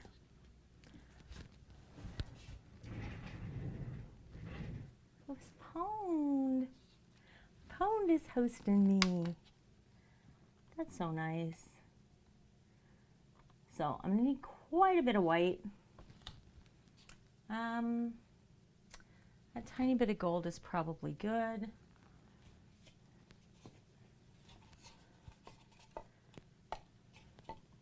Gonna need 2 blues.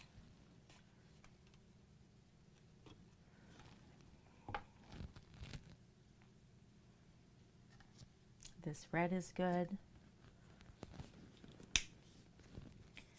So we're going to use a dark blue. We're going to use this light blue. That was loud. A little bit of water. A little bit of water. A little bit of water. Did I not put white paint in there yet? I have not put white paint in there yet. Some white.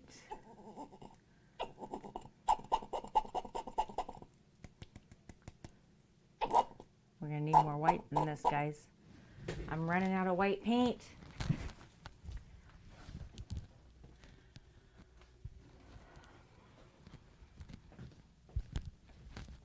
I'm running out of white paint.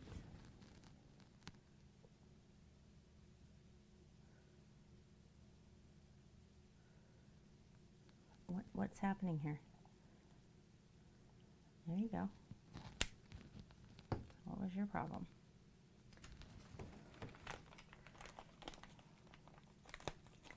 All right. Let's get this blue stirred up.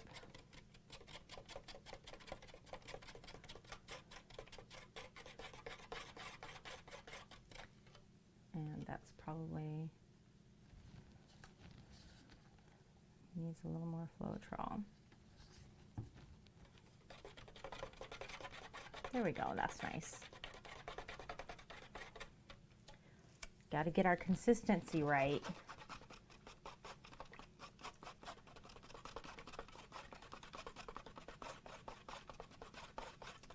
So there's our blues. Some more white. I should have just mixed a gallon of this, y'all. We're using a lot of it tonight.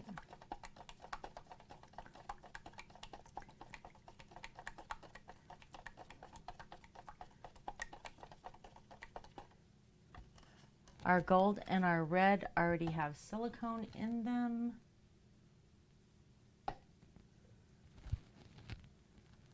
Silicone in here, silicone in here, silicone in here. Everybody gets silicone.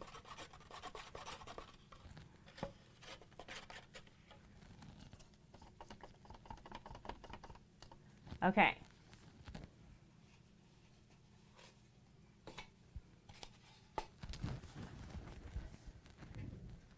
So,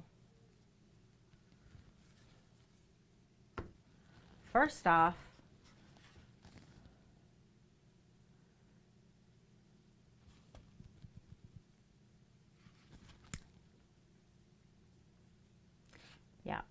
we're going to do this.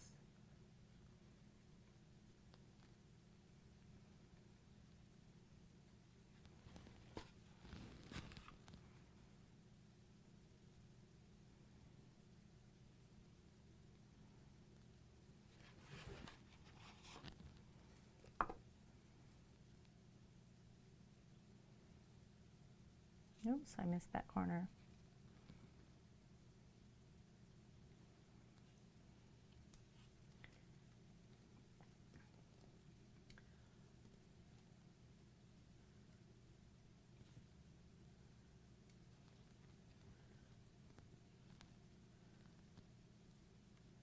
We're just going to move this around real quick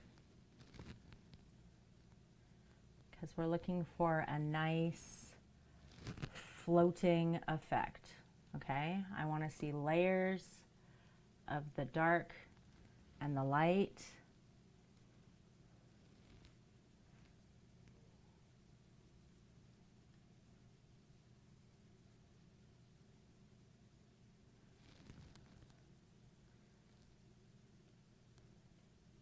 There we go.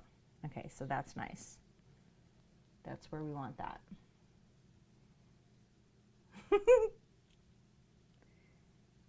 I know, right? You should try this maybe. You should try doing this yourself. You'd probably be incredibly good at it, and it's so much fun. It really is. Okay. First in, last out. So we're going to do gold,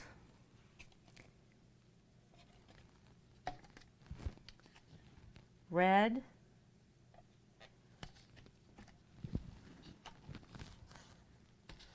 white, and we're going to do this real quick.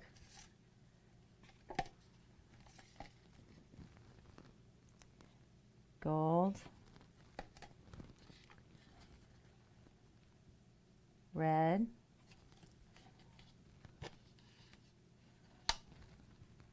white,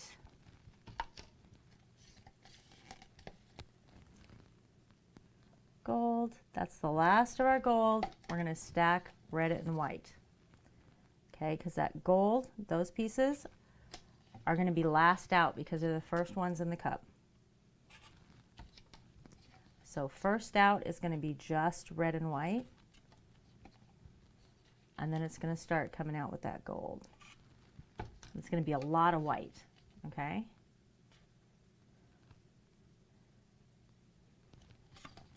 All right.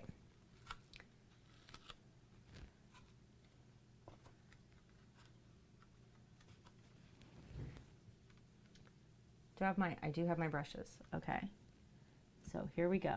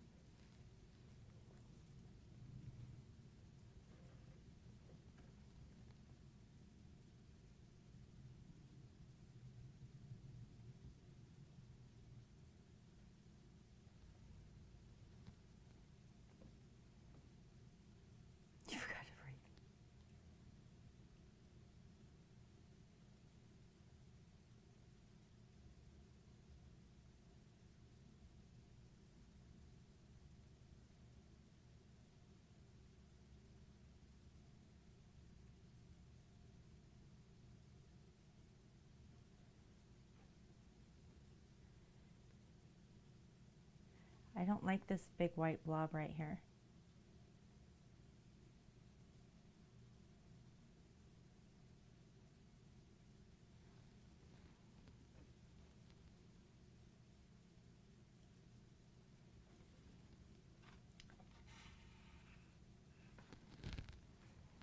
Oh, look, it looks like an ice cream shop on my hand. It's so pretty.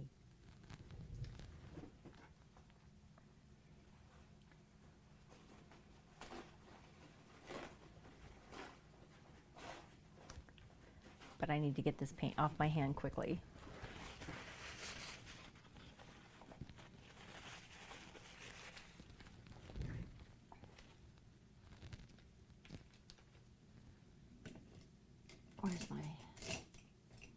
Where's my straight edge? There we go.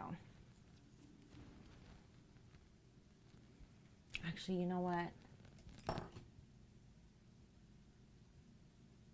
I think I want something finer. So we're going to use this.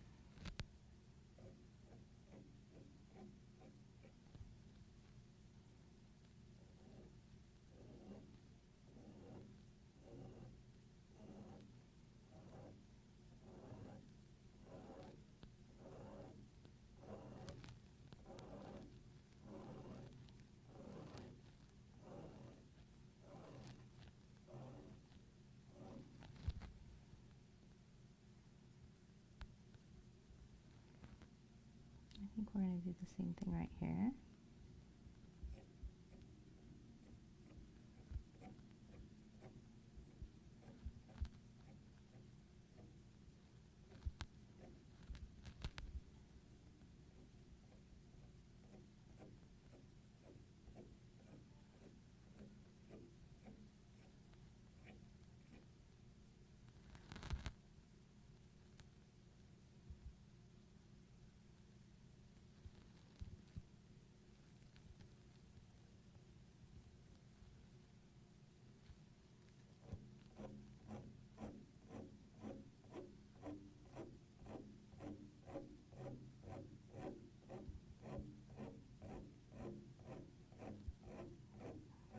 Give me just a second, chat. As soon as I finish this, I can catch up.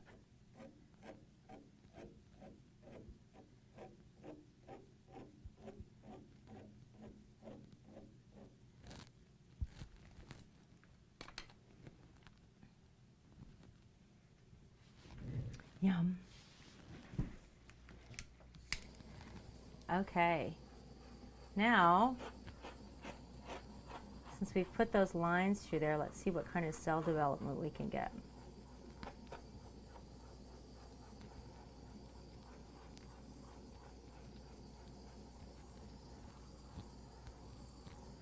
I'd really like to see a lot of movement right there.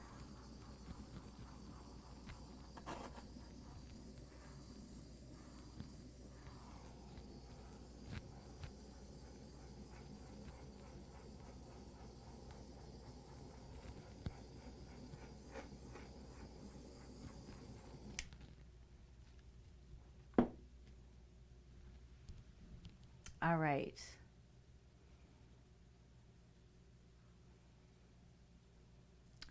So this is a feathering technique, right? So the concept here is that you go through and you break up that silicone by feathering it, and you get this really cool design. And then once those cells start to develop, they push that all out, so you end up with this kind of staccato effect, right? So there's just paint right there. So no feathering. That's just how the cells would naturally develop. And then with this over here, you see that they start to form, but they push those lines out. See how the lines aren't quite the same shape as they were before, so they feather out. So when you look at it this way, you start to see a little bit of feathering and cell development.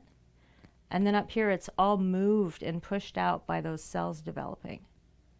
So it's all in different places than when it started, right? So it feathers out to the whole canvas. This corner right here, by the way, look at those blues. How freaking cool is that?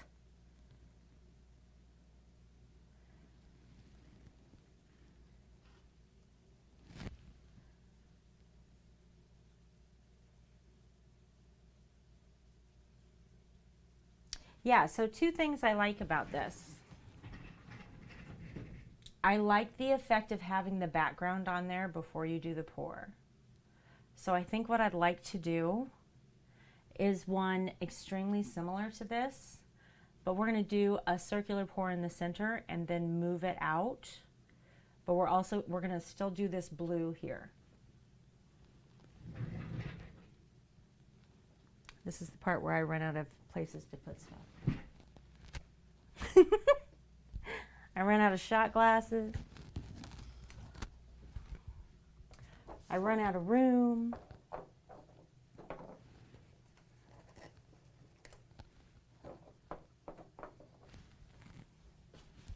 All right, let's check that out. This looks like maybe like a really cool kids' room painting.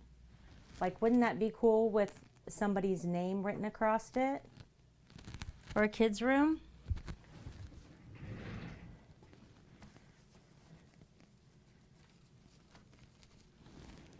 All right. Move you back over. So, we're going to do the same thing, right?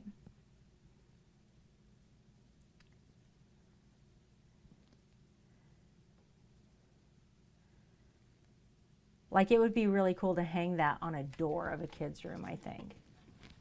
Or even like for their locker, like that'd be cool.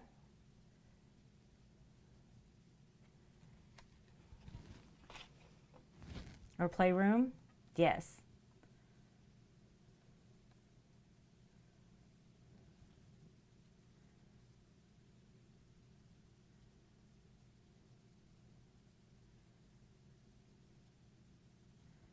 I don't know, it might look cool in a bathroom.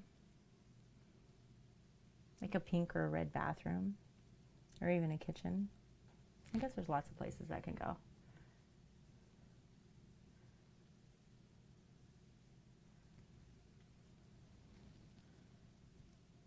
Oh my gosh, look at the horse head. Look at the horse head.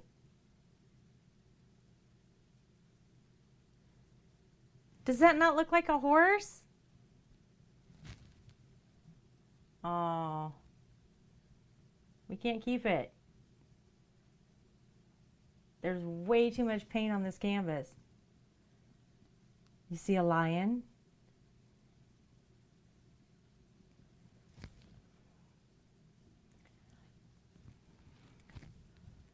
I got it.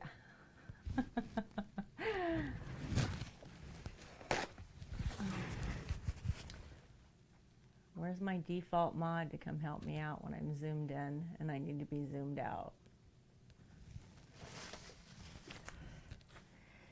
He's down there playing Tarkov.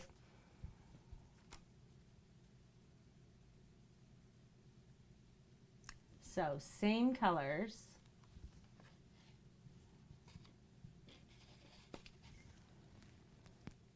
We're going to add this tiny bit of blue to it. This is the same exact cup. I've just kept it.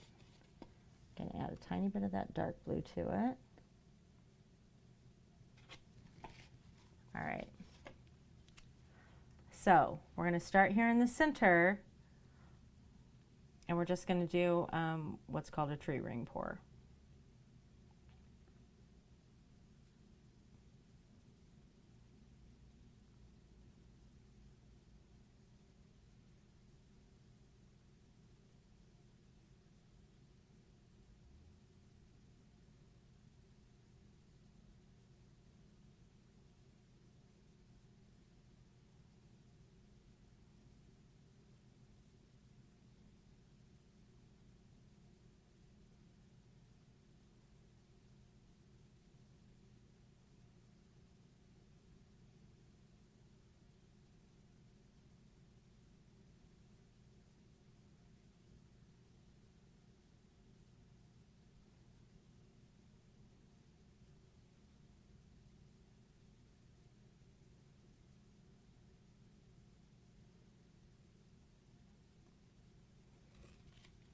All right. Now let's move this around. We're probably going to not see very much of this blue background, but it is going to help facilitate movement. So with a tree ring pour, I want to, wow, look at that big group of cells developing already. I want to move this in a circular motion, right? Because I want to maintain those rings as much as I can, but I do want to move it out to the edges of the canvas.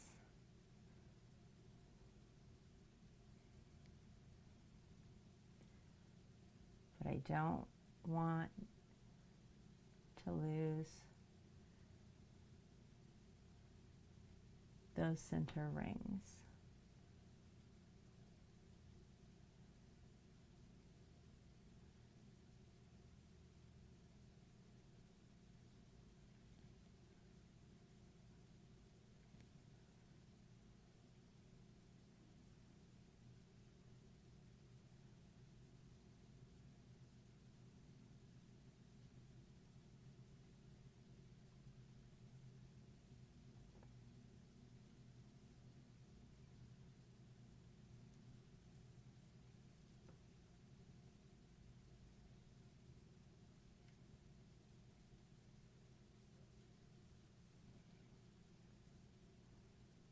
There we go.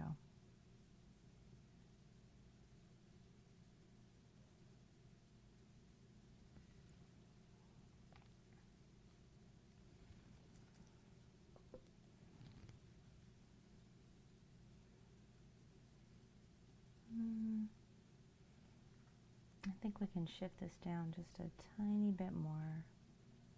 I know we're getting some cell development down there, but I would like this to be centered. Actually, I'm going to pour this down a little bit more. I've got a tiny bit too much paint on here. And then we're going to pull it back.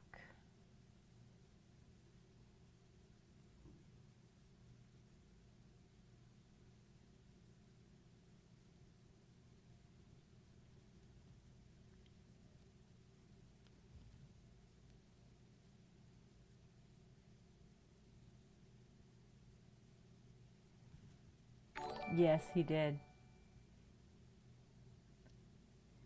He did. Freaking funny.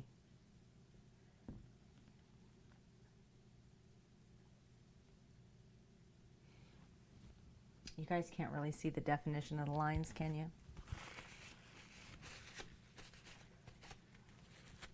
Okay, I'm going to zoom in for a hot second and I'm going to zoom right back out because I got to burn this baby.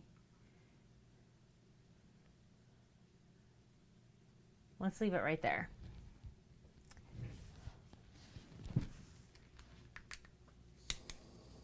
All right.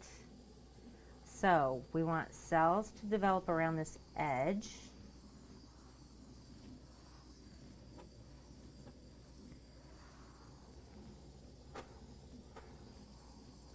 And then in the center.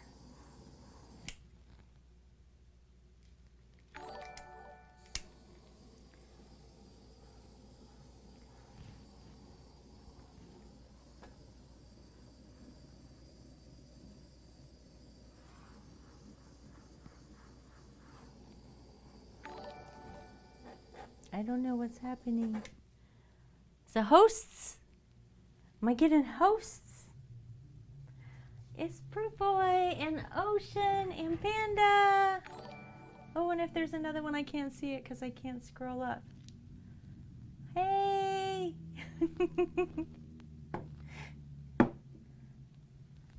Hey, maybe. Hosts for days. Oh my goodness. I know I missed somebody.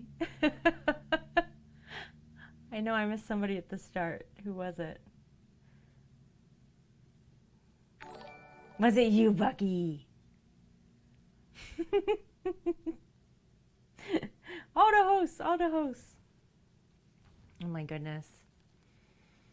Okay, y'all. It was me. It was I. It was Fanny in the office with the candlestick. So if you're watching right now and you don't know who all of these people are that just came rolling in, they play a lot of games. They play a lot of games individually. They do play Sea of Thieves together. Panda, particularly good at Fallout. Fanny played ESO with me. That was a thing. Yes, they have an amazing Sea of Thieves crew. So, Bucky, Ern Brewboy, Thanatos, Ocean, Rogue Panda. You'll find Skelly and Khaleesi hanging out with them too. Absolutely incredible community, wonderful people. Just super sweethearts with a really good dose of sassy. So obviously these are my people, right?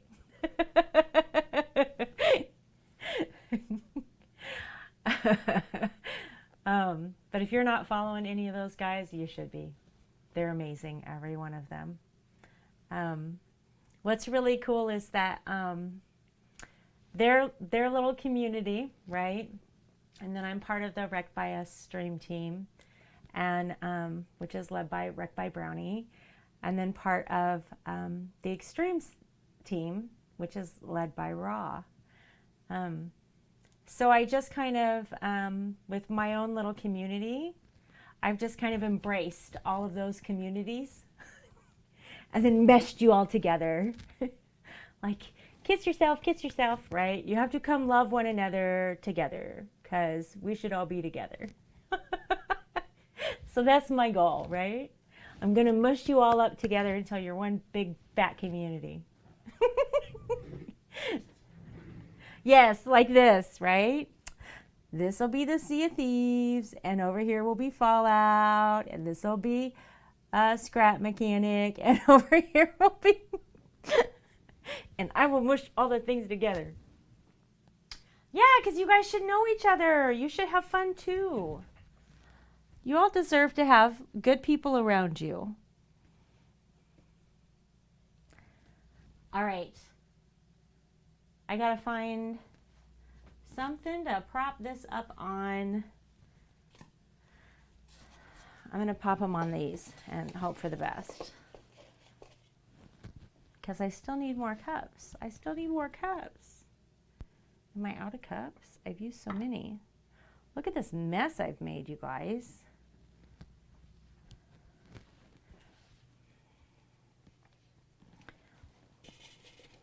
Okay. Look at all the pretty paint colors. Right? I know, I just want to I want to splatter it.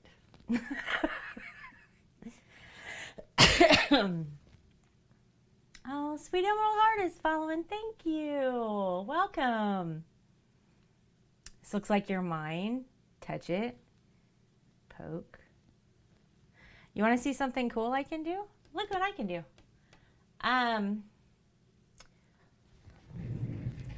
Let me get... Here, this will work. We're going to use a piece of Vera Bradley wrapping paper. It's very nice wrapping paper, by the way. Okay, so check this out. So if I lay this down here and I pull up, because there's so much silicone that's rolled off of this, you'll start to see like a whole bunch of little cells develop even without heat. Look at all the dots. It's the coolest. But see, here's the thing. It's not like I could just put something in that paint and it would turn out cool, because whatever I dip in it looks like absolute crap. But this turns out looking super cool. So it's like a really cool puddle, right? Oh, look at, there's a face. Can you see the two eyes and the nose and the sad mouth? Oh, it's a sad face. There's a sad face down here. Look at her.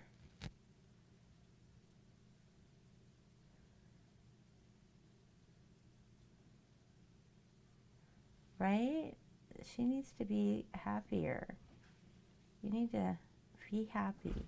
There, that's better. I'll make my puddles happy. This is a happy place, lady. That's not true. This is an everything place. Sometimes we're sad, and that's okay. All right, so this bad boy. Happy faces.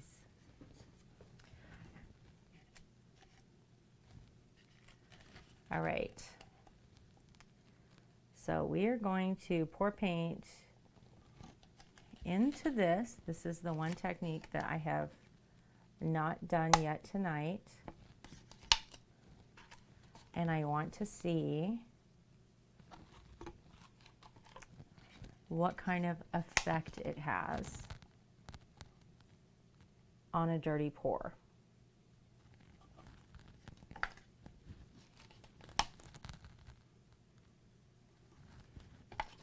So we're going to pour this paint in here in layers.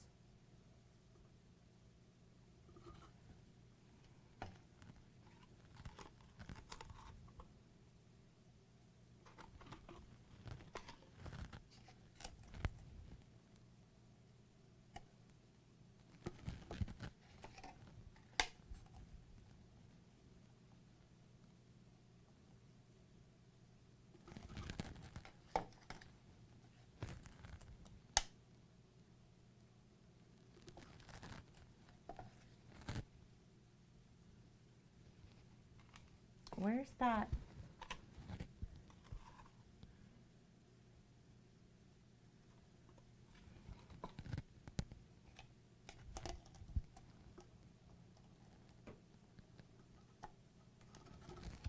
So that's done.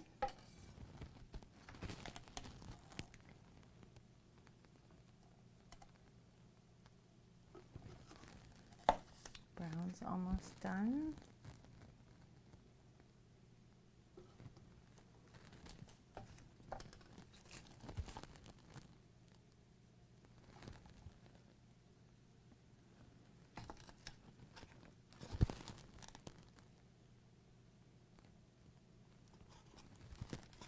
All right, so we're going to put some white on this canvas.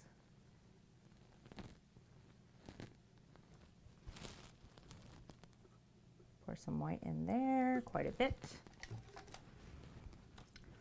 For first out. Maybe we need some more white on this canvas.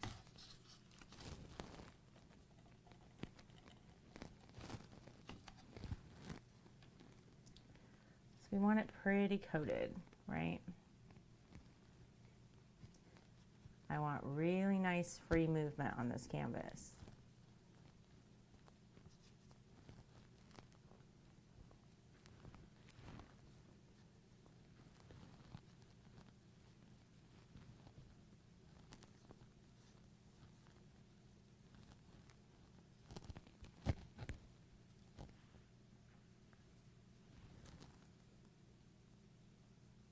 By the way, guys, I bought all these brand new palette knives and I'm super happy with them and I love working with them, and still I put my fingers in the paint. Just FYI. Can't help it. It's fun to put your fingers in the paint, right?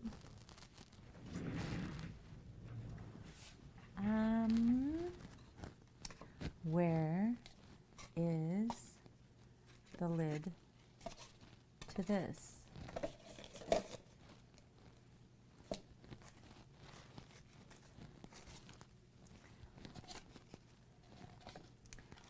Legit, where's the lid? Oh my goodness. I can't have lost the lid. Oh, it's right here. Found it.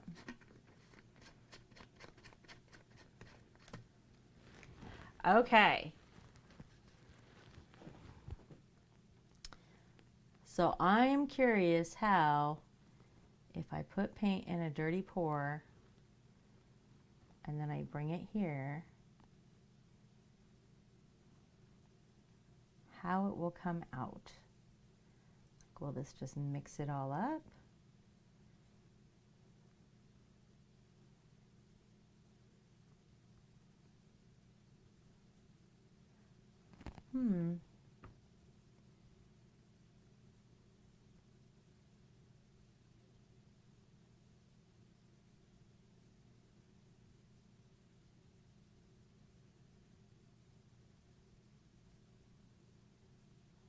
Wow, that's really interesting.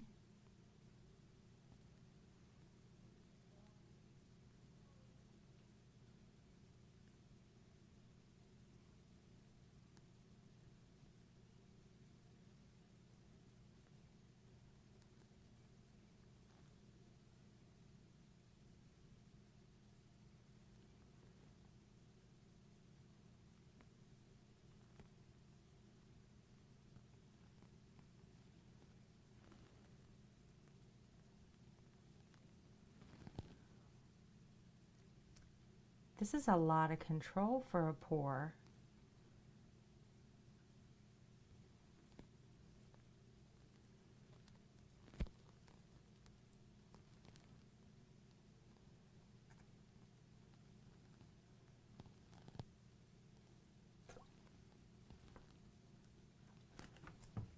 Let's move this around a little bit. We've got a lot of paint on this canvas at this point.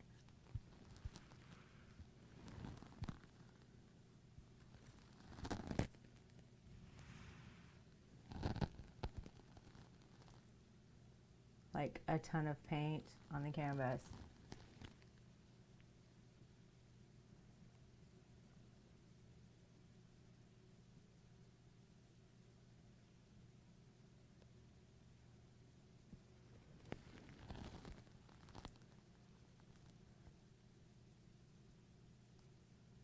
Interesting.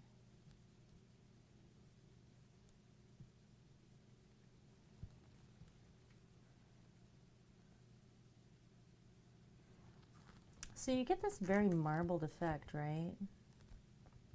Still way, way too much paint on the canvas.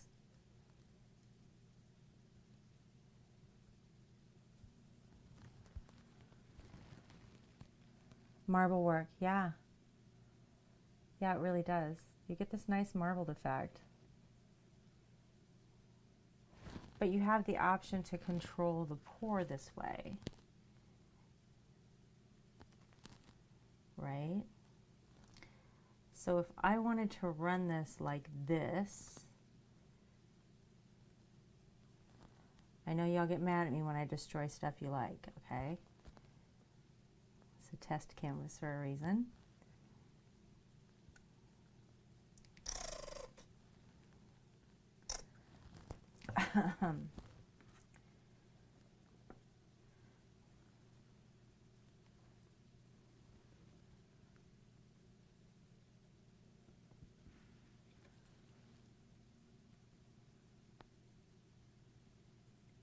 Wouldn't this just be the simplest geode painting ever?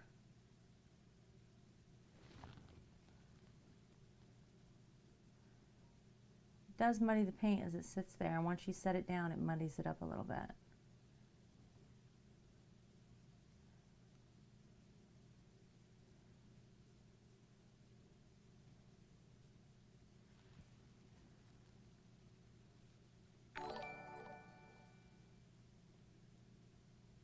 Hey, thanks for the host. Hunt Monsters, appreciate you, man.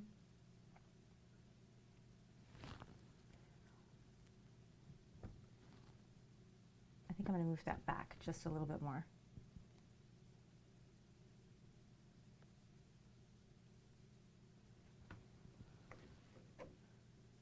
Actually, I would really like for this to move from the center of the canvas out, but it's not going to do it. Canvas is too tight, which is a good thing. Right? So let me get some of these. I have a gigantic spot of wet red and blue on the back of my hand. Let me get some of this paint off my hands so I don't accidentally drip it on the canvas. All of the paint that's in this canvas has silicone in it, so we ought to get some really, really cool cell development. And I'm going to move this. My hands are so full of paint. I legit. There we go. I'm going to move this right with those lines, right? Like where we're looking at the stripes in a geode.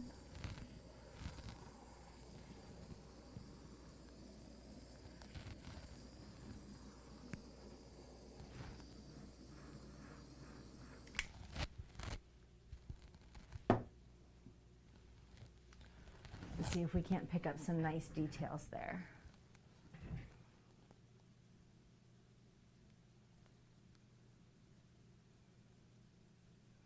Sell my hands on Etsy. Look at that. That's a barrel cut amethyst ring, by the way.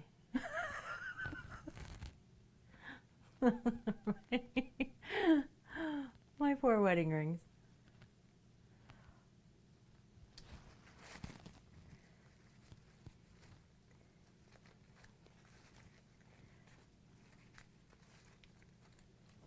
There you go.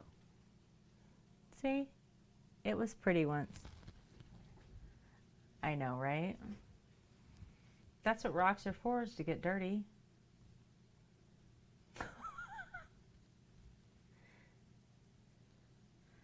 I know. I know. People tell me all the time that I ought to take them off when I do stuff like this, but I don't take any of these rings off ever. Ever. They mean a great deal to me, so they'll stay.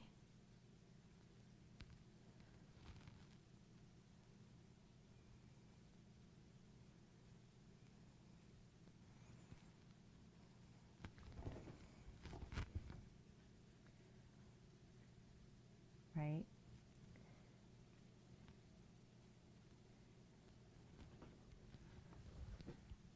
So you guys want a quick story time about my amethyst ring while you watch this?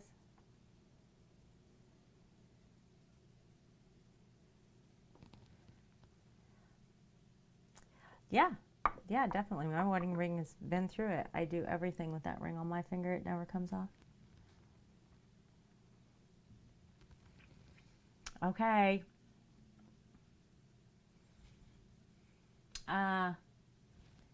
Hit exclamation story for me. My hands are kind of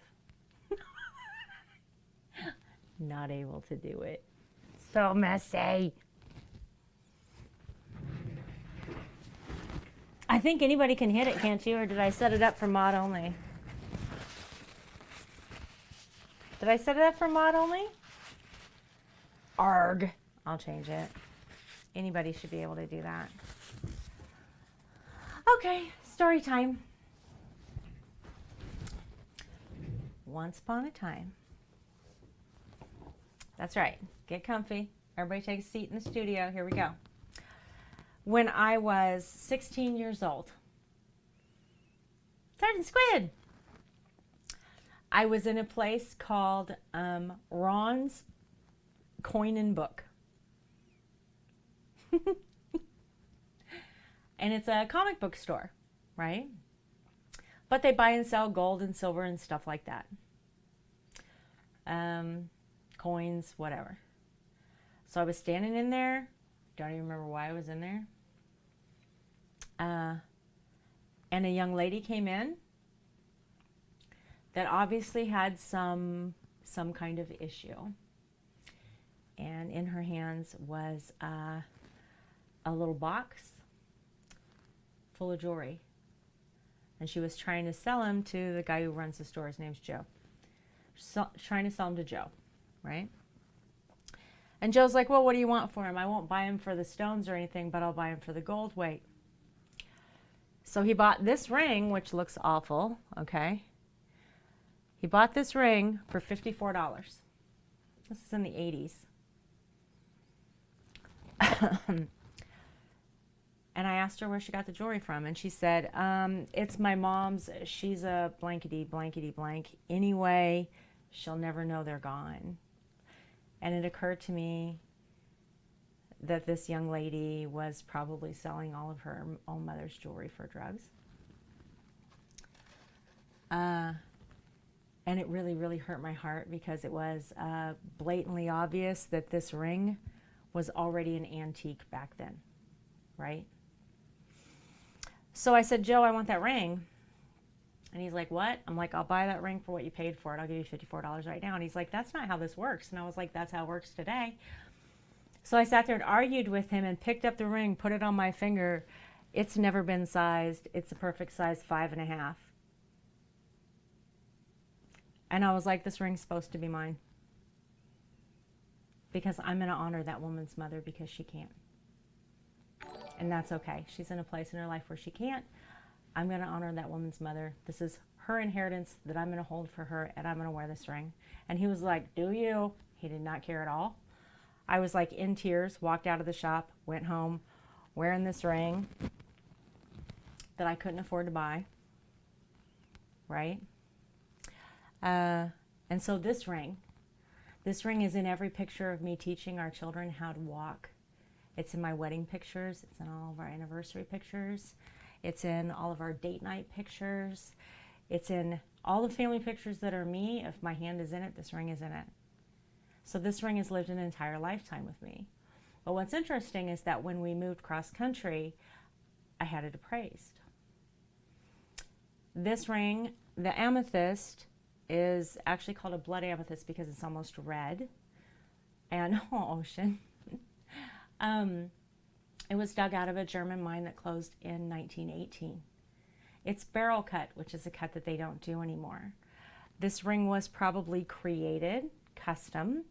It's platinum and yellow gold, 24 karat. And it was probably made between 1918 and 1920.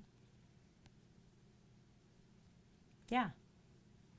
And for a very long period of time in my life before my career took off, it was probably the most expensive thing I owned, this amethyst ring that nobody really thinks much about.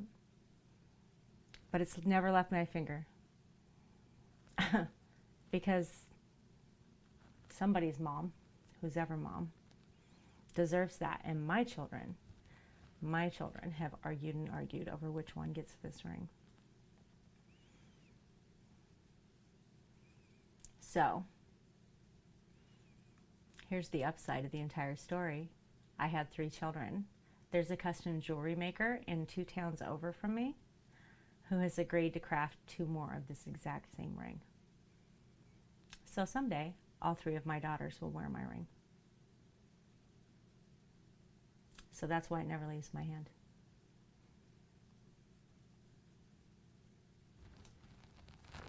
Yeah.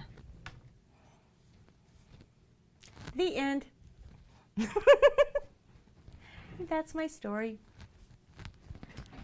Your special story for the night.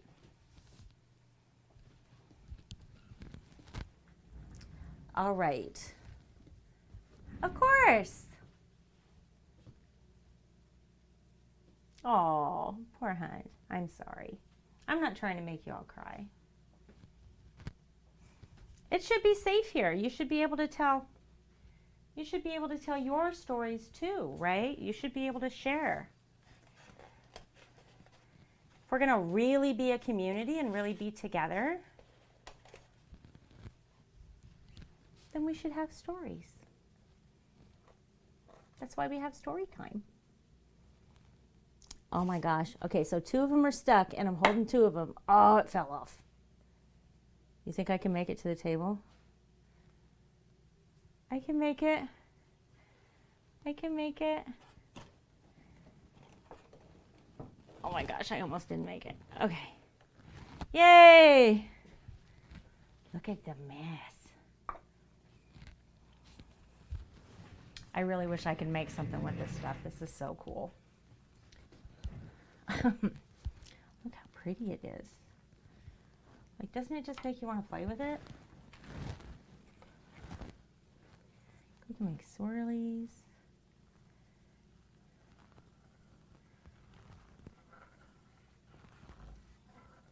It's so thick. There is so much paint on this table right now.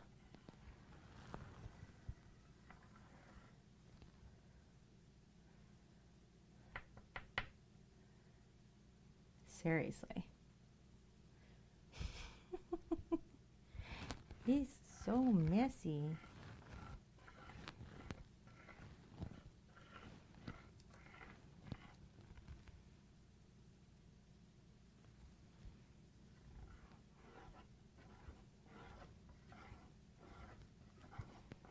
Look at all that paint. I wish I could do something with it. It is so thick. Seriously. Okay. So, this is going to run off my table and just pour into my lap. Wouldn't that be awful?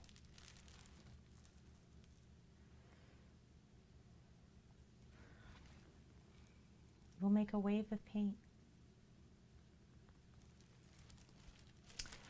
Okay, so the techniques we used today, what did we do? We did that flower technique, we did the overpour technique, we used a feathering technique.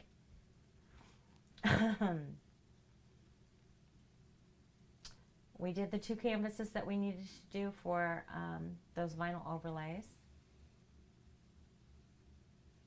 I love this geode looking one.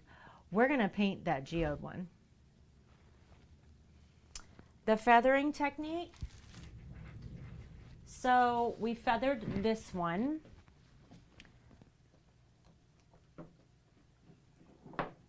These are so drippy. Oh my goodness. We feathered this one, so you'll see right in there, see those layers of feathering? We feathered through this one, and then we got some cell development that moved it all out. So like, for instance, this little line of feathers right here almost looks like a 3-dotted peacock feather to me. So those are normal cells. That's what you normally would have got without the feathering. And then in here, that's all feathered through. So you get those little lines and those little details there, right? And then the cells developed on top of the feathering.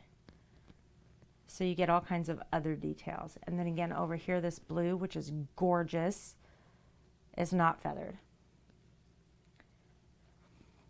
So I did 2 techniques, I suppose, on one, right? But I do really like that detail.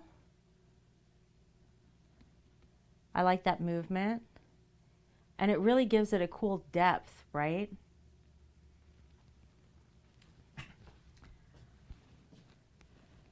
So that one turned out pretty cool. So I used the overpour technique in the very beginning of stream. It was the first one I did.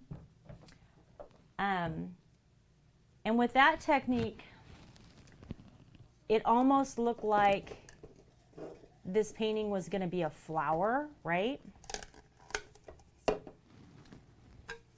But we had so much paint. And what we ended up with, oh, I need to zoom out to be able to show you these larger paintings. I'm sorry. What we ended up with is this, like, I don't know.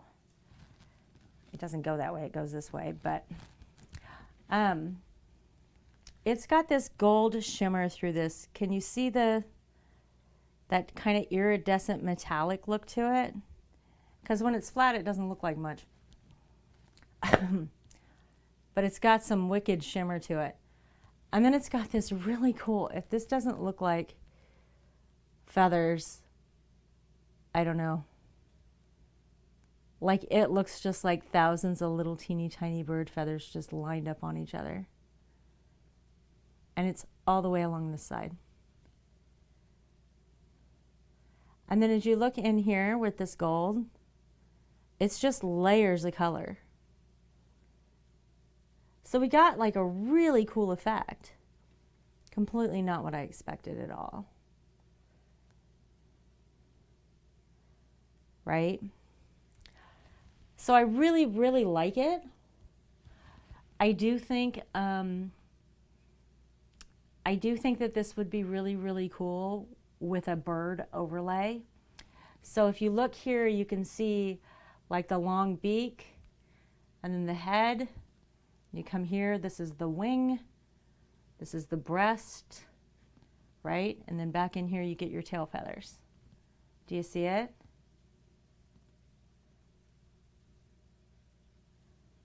Right. So I think it would be really cool, but I'm going to have to be pretty thoughtful about it. I don't want to lose all of this color. You know how some birds are almost iridescent looking? You know what I mean? I don't want to lose that. So I don't want to put a flat vinyl on it and lose that color right there. So what I may do is end up hand painting just the line, right? So keep it kind of abstract so I don't lose any of this. And just paint along that line so that it defines where that bird is at a little bit better.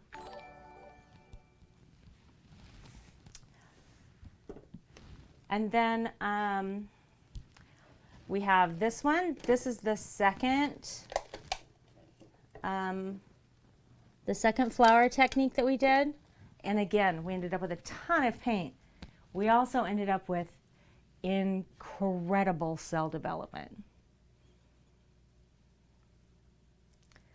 So the crazing, well, there is no crazing. The lacing that you see through here, right?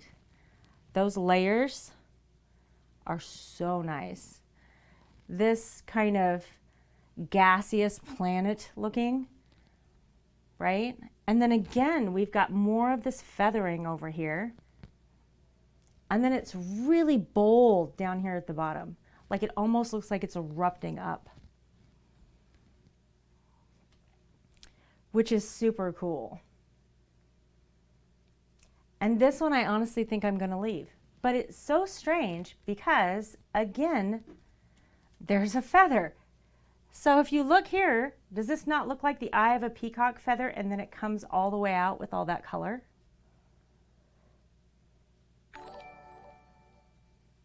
Hey Dan, thanks for the host. How are you doing? So yeah, this one and the colors, I mean, look at how many different colors are in those cells. It gets insane. This is 4 colors of paint. I'm doing good. Right? Tell me that doesn't look like a NASA. Doesn't that look like a picture from NASA? Because it 100% does to me. Right?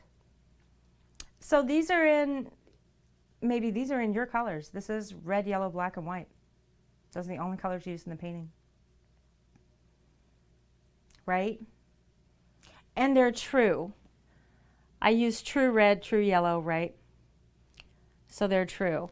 The yellow did muddy up with the black a little bit down here, but it's still not quite green. It's still yellow.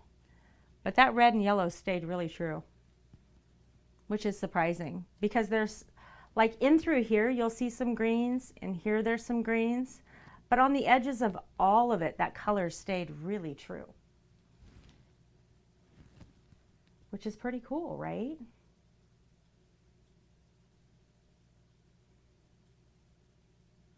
Yeah. Yeah.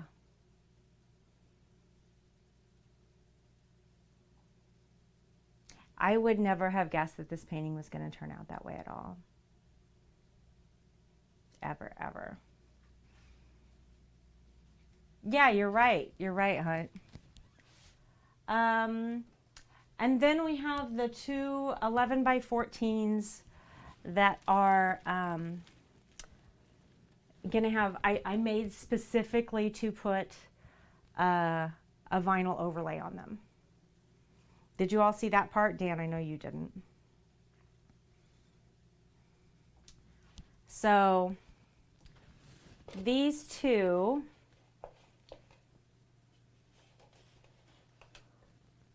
I gotta wipe off my hands. I don't want to get this blue paint on these paintings.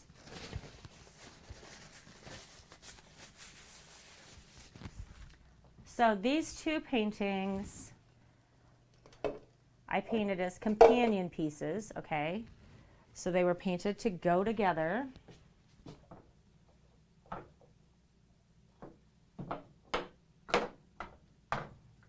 Oh my gosh, let go. So they're painted to go together like this. See that? Oh, I'm gonna drop this painting. I know that wasn't the best view, guys. I'm sorry. They're still wet, and if I move them around, I will lose paint, or it'll change how they look. And I really like them right this second.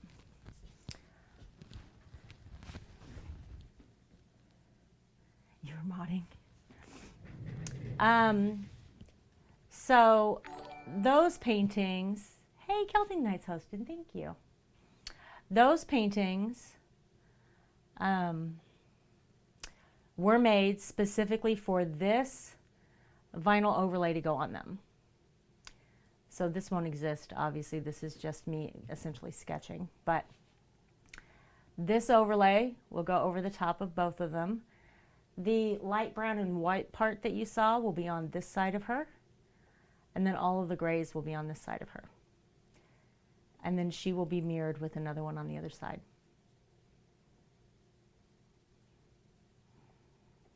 So that's what those two are for. Oh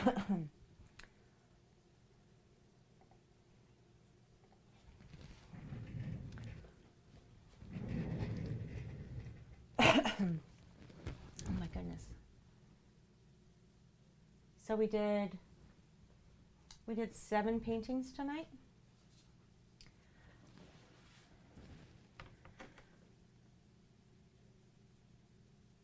Yeah, you could see it that way, right? A Art Deco kind of feel to it.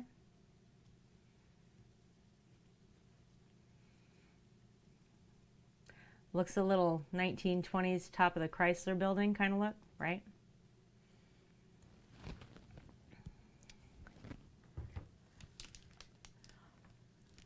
Maybe a hood ornament for a car. Yay! Go play ESO, Skelly. Go have fun.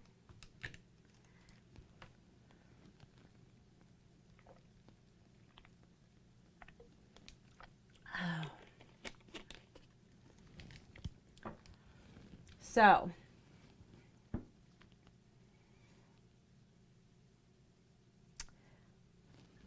Just Say Maybe has commissioned a piece for me. And I want to work on it. But the more I think about it,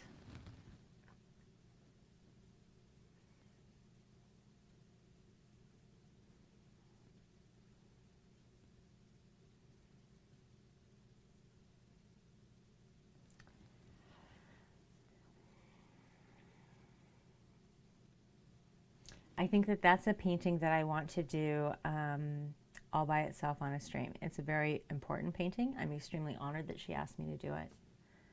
And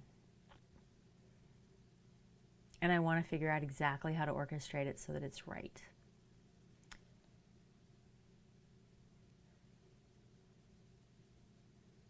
A tribal mask.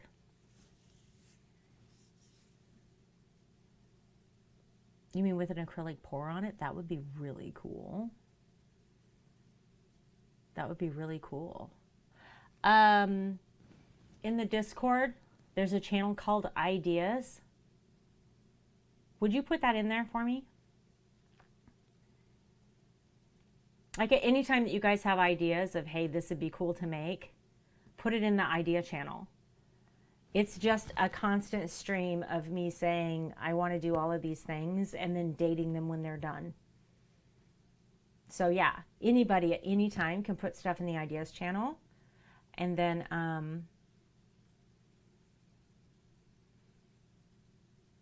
absolutely, yeah. Yeah. I can either mask off areas. It takes a little bit of work to do it though, Dan, because it depends on the tape that you're using. So you can use a spray-on removable like rubber, right? And pick it off the canvas afterwards. And if you do that, you get a really nice line. Contact paper won't work. Vinyl won't work. Painter's tape doesn't really want to stick to it.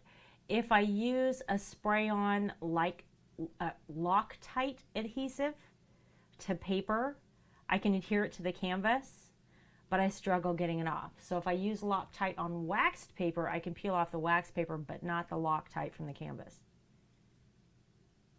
So it's a struggle.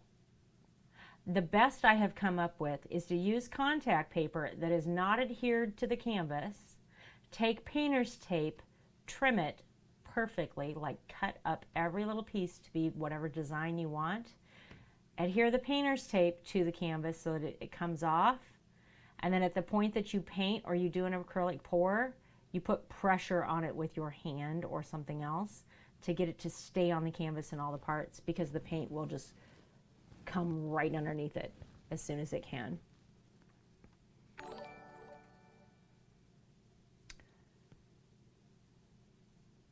You're fine, maybe.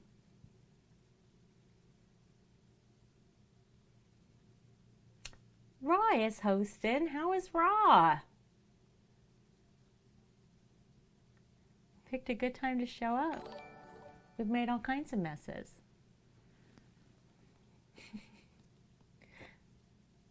Geeko's hosting. Yay. All the hosts tonight. We've had so many. This is awesome. I appreciate it. So, I want to do one more thing tonight before I wrap up with all of my super wet paint that I'm positive is going to just start pouring off the side of my desk.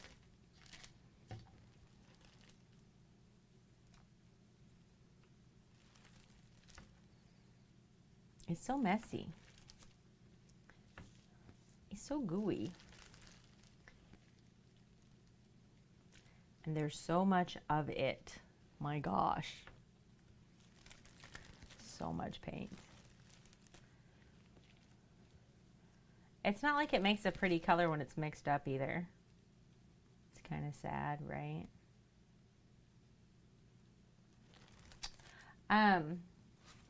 So I do have one more thing I want to do tonight. I'm going to do it all in metallics. So these guys are done. Where's my, I put my cups in my cups. So here's my silver. Gold is okay. This is what I had my bronze in.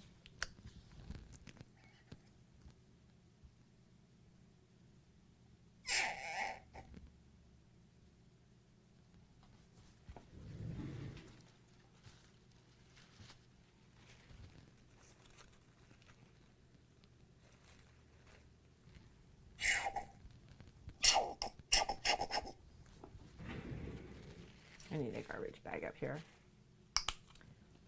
So there's the bronze. Here's our gold.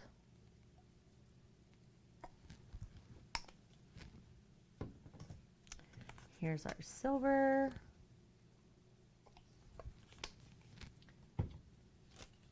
Here's our Floetrol.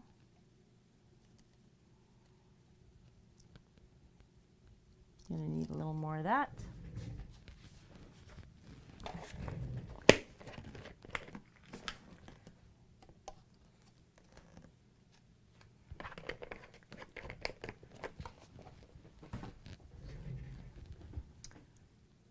A little more in the silver.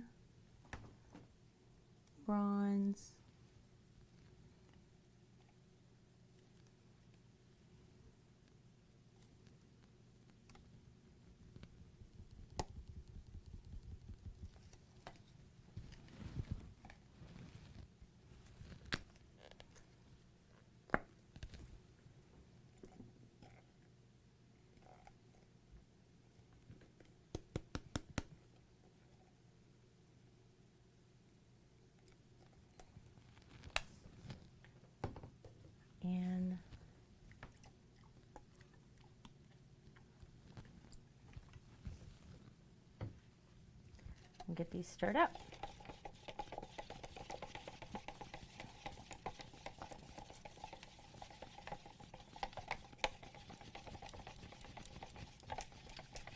So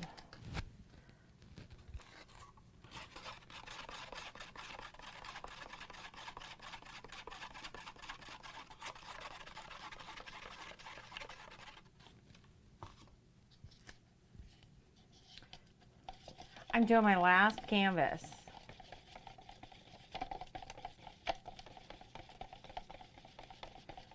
Our last one.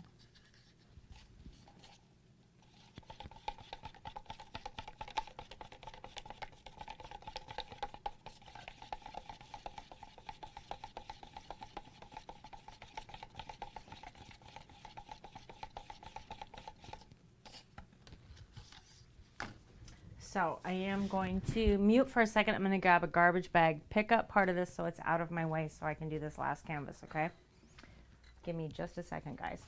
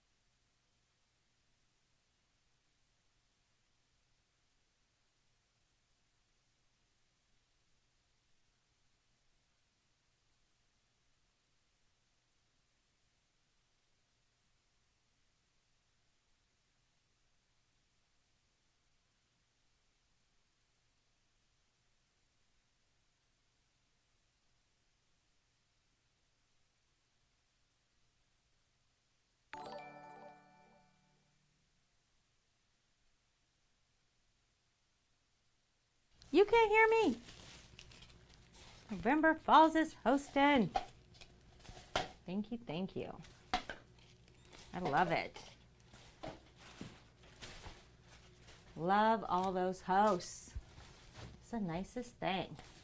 And all you guys just being here with me, it's the best. You're the best.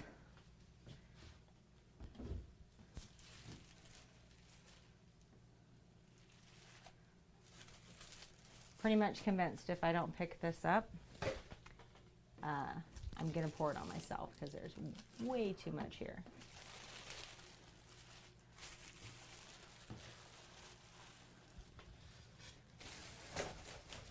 So that is probably the best idea right there, is just take the time and clean it up, right?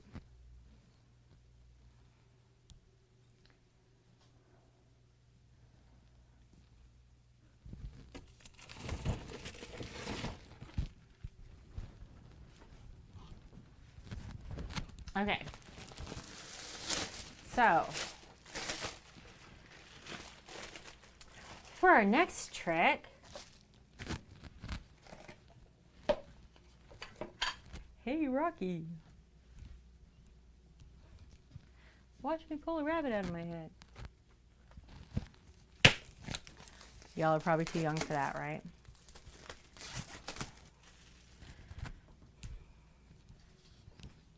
Like, all y'all are probably too young for that. All right. So our last one. Our very, very last one. Right? The Rocky and Bullwinkle show.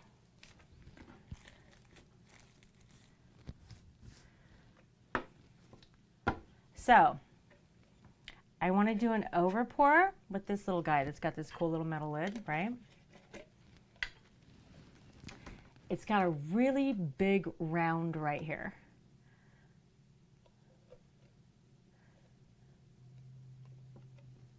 Yeah. Right? Wouldn't you think that would be a thing? I mean, they exist, right?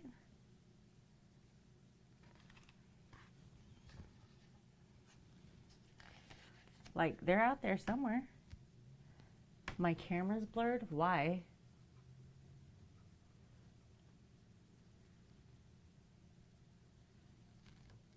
The heck?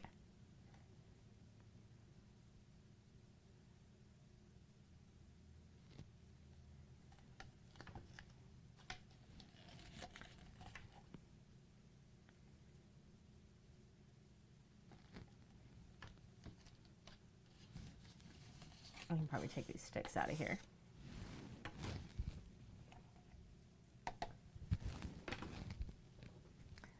Since they're just in my way at this point.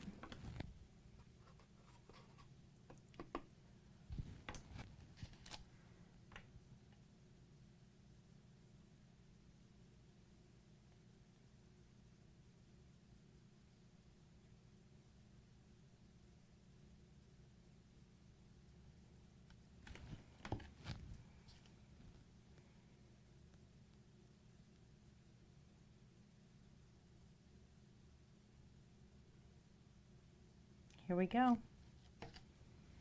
Here we go, here we go, here we go again.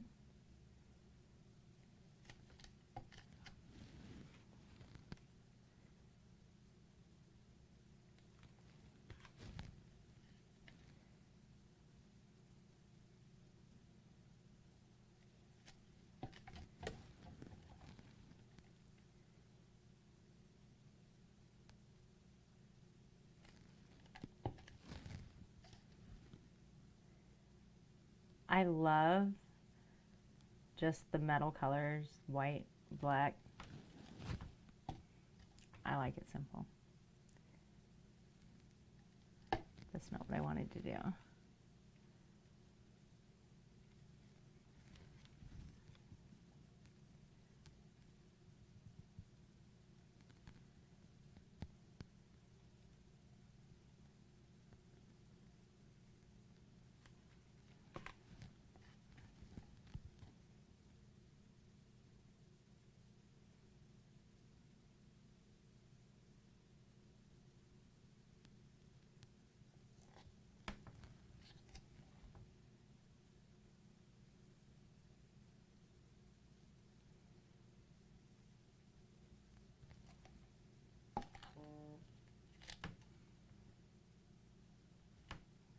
Right?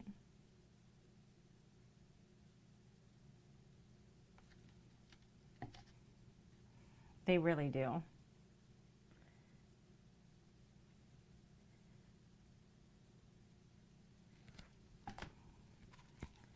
They really, really do.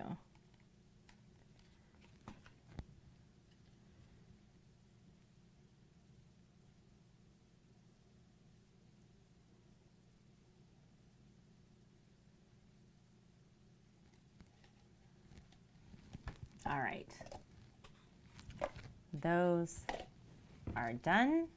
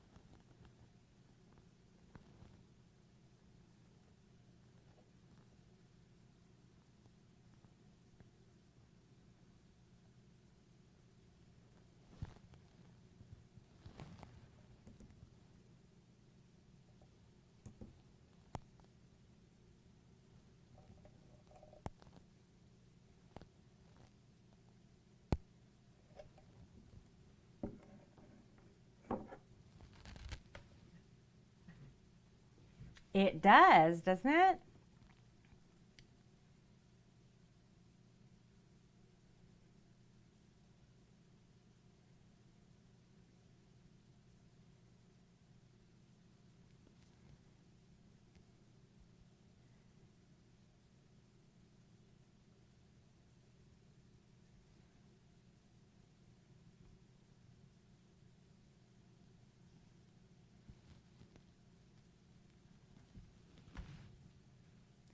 See, the unfortunate part about this is that there is so much paint on this canvas that if I leave it here, it's gonna be absolutely destroyed by the time I'm done.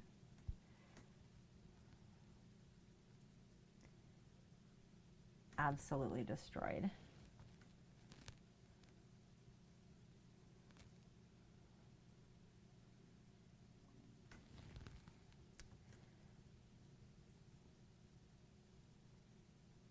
But I really want to keep that image, right? That I don't want to lose all of it.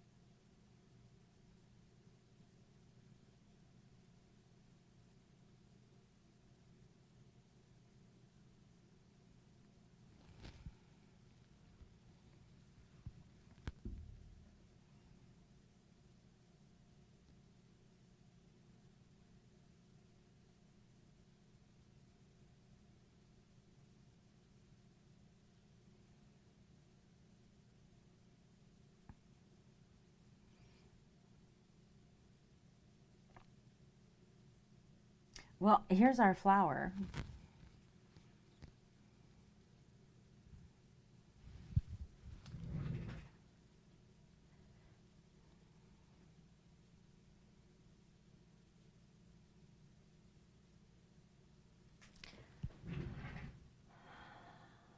can put it on these.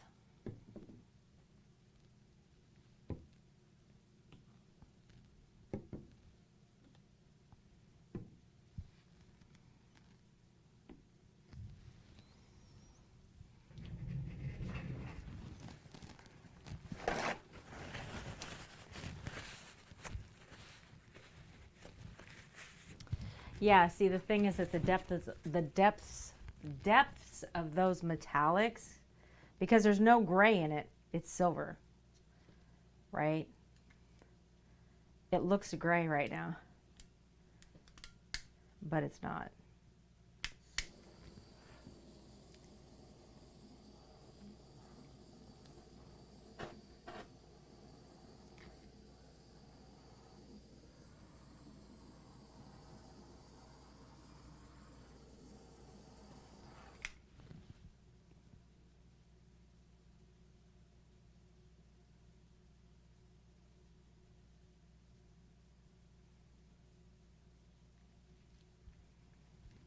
I think I want to break up this bottom a little bit more.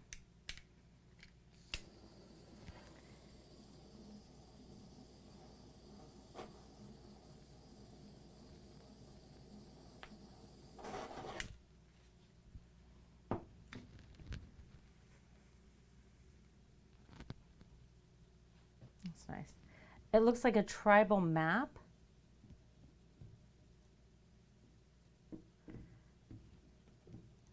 Okay, I see it. I see it. Here, let me lift this up to the camera.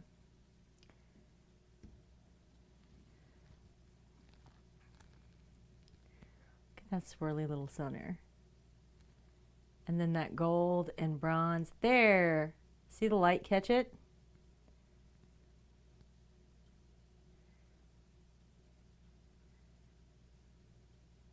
Where they're all just poking through.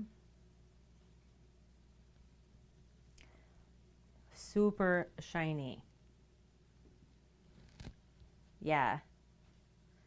So it's got, because the white's in there, and that white is the only thing that's not metallic that's in there, right?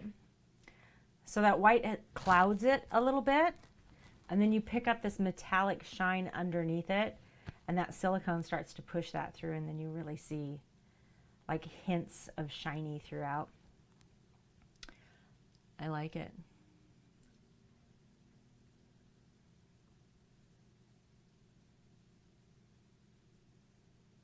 I like it. It looks maybe like, you know, like an orchid really up close, where the orchids have like the big stamens and the big petals, and then this part, like the petals stand up in the back and then they fall forward in the front like a tongue. You know what I mean? It's not an orchid. What's it called? An iris. It looks like an iris to me. Except it's made out of metal. Were you? Yeah. It looks like an iris that's made out of metal. Hardcore iris. Metalhead iris.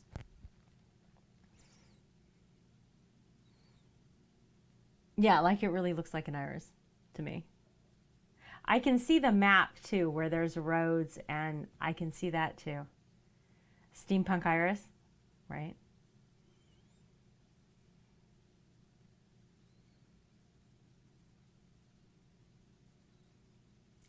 Yep, even metalheads like flowers. Look at all this gold coming up in this corner over here. None of this was here when I set this down to begin with.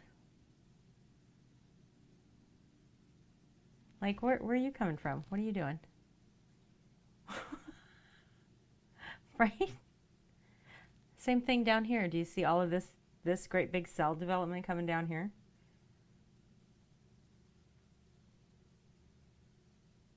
Yeah, so weird. Guys, I gotta get the paint off my hands. And my arms.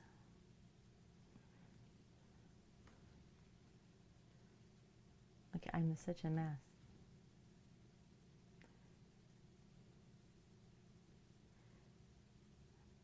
I like this one, right?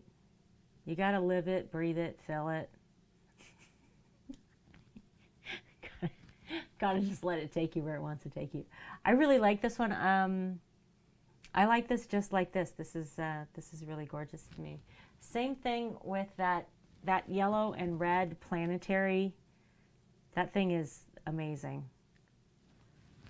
Like, both of these are my favorites for tonight. So I've got two of them that are going to get vinyl on them. One of them that's going to get hand painted. And a couple that are going to go, no, excuse me, two that are going to get hand painted. The bird and the geode. And then a couple that are going to go in the store. Just as is. This is going in the store just as is. And so is that planetary one, I think. That one is so cool. I just really like that. So,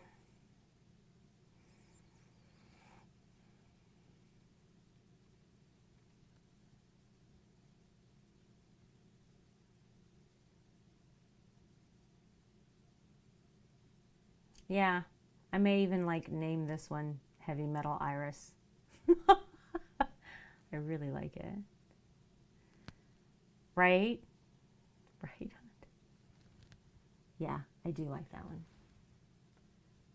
But I like it. I don't think it needs anything. Some of them, like if I add something else to it, it takes away from it. You know what I mean? Like, I don't think this needs anything else. It is perfect just the way it is. And then some of them, yeah, right, right. The gold that's coming up, I know you guys can't see the details like I can, is amazing. So this is all metallics and white. Gold, silver, bronze, and white. That's the colors that are in here. Yeah. So some paintings I want to do backgrounds and then add to them, like our Art Nouveau ladies that we're making, right? So some of them are designed that way from the start. And some of them were just, you know, playing around and see what happens. Now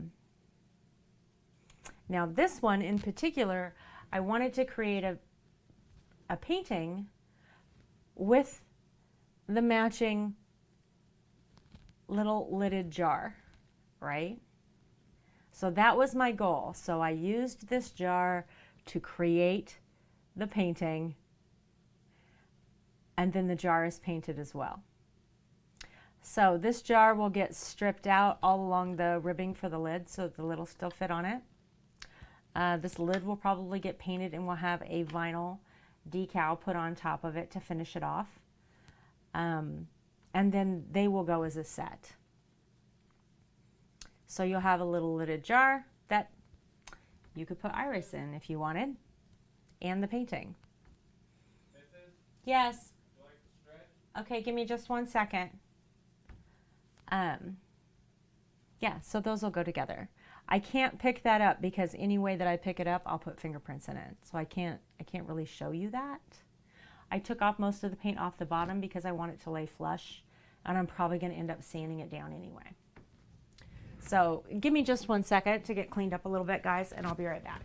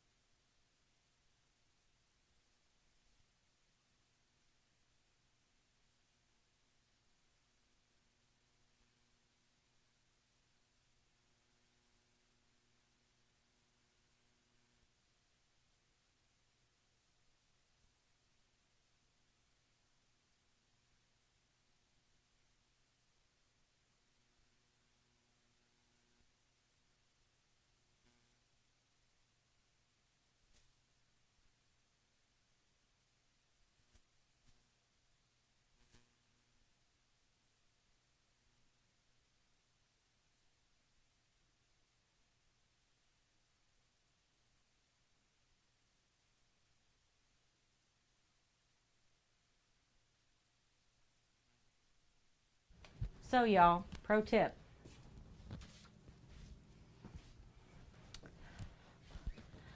If you take too long, hey Alan, how are you?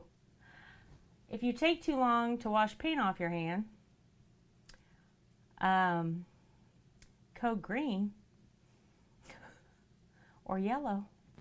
You're talking about my hands? Why is this so dark? This makes me crazy that this is so dark. Stop being so dark. What the heck, camera? Look at that cell development right there. Isn't that cool? This right here. See this thing? You ever seen these before? It's a loofah. If you let paint dry on your hands and you can't get it off with soap and water, get yourself a loofah. Right? I'm going to go on exhibit. Look at this mess. It's not coming off. It's not going to happen. On the upside, I can't get anything wet with paint. I know. I've washed my hands tonight. I have washed this much paint off of my hands at least 3 times. But if you don't have a loofah, get a loofah. I grow these, and they're amazing. Because I can walk in there right now with this loofah and get all of this stuff off my hands. No problems. Yeah. We are going to call her the Iron Iris. That's what we're going to call her. I cannot stand my camera getting so dark, I swear to Jesus. Yeah, so let's look at a couple details in this. So this is all metallics and white. So it's metallic silver, bronze, and gold, and white. Those petals are so perfect, right? And then this petal down the front with all this detail on it, it looks so ruffled. It's got such good dimension.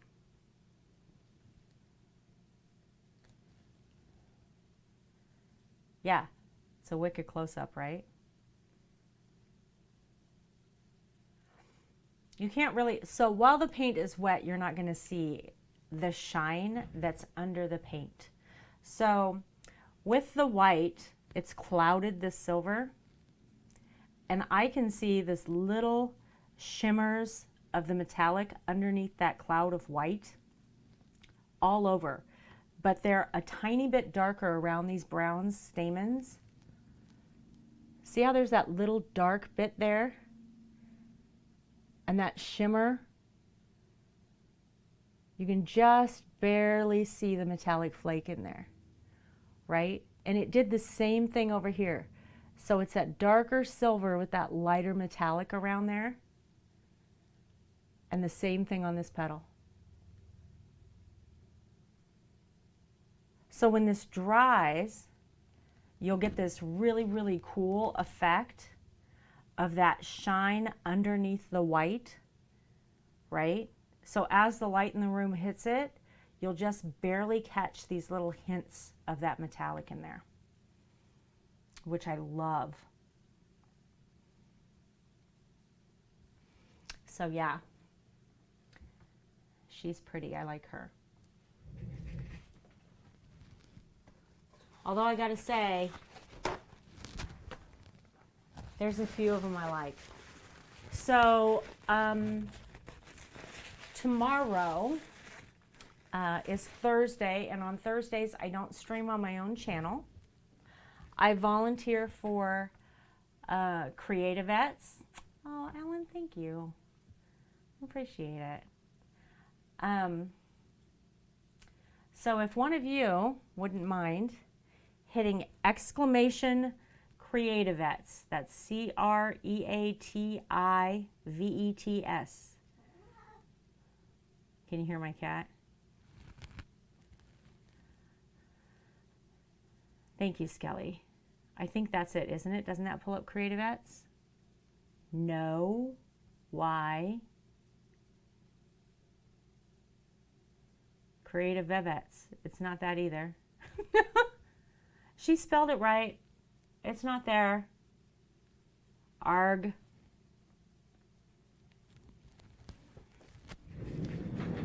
Why isn't it there? Mix it up as running.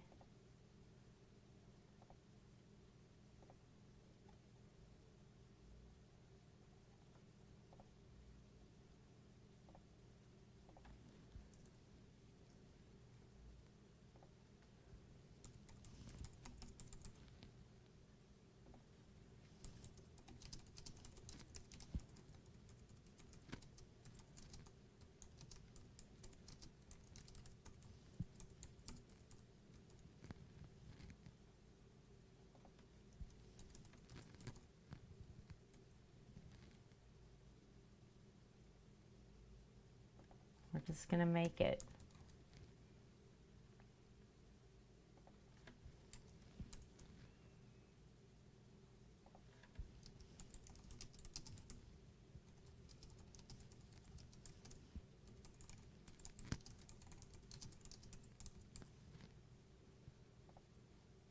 All right.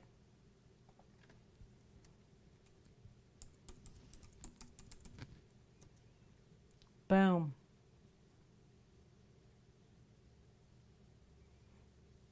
You like it, Keko? That is Iron Iris. And she comes with a little jar as well. That'll come with her. She's a 2-piece set.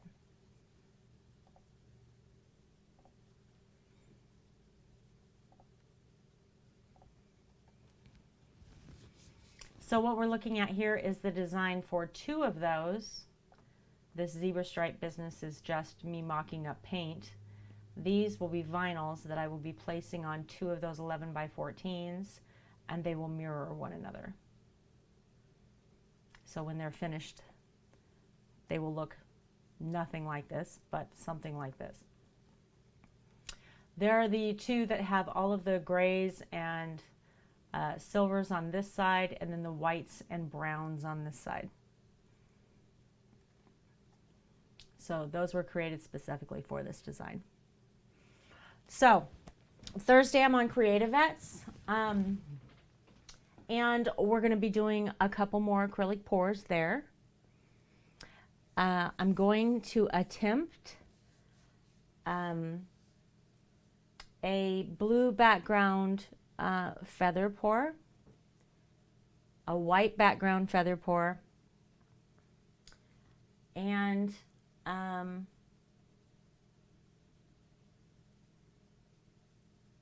so I bought these canvases that are 12 by 12 square. And what I'd really like to make is a 4-piece vignette where you have 2 here and 2 here. And I would like to do them with feathers. So I've been debating exactly how to do that. And hopefully, oh, thanks for the sparks again. Hopefully I'll have that worked out by tomorrow afternoon. But you can't catch me on this channel. You have to catch me on Creativettes.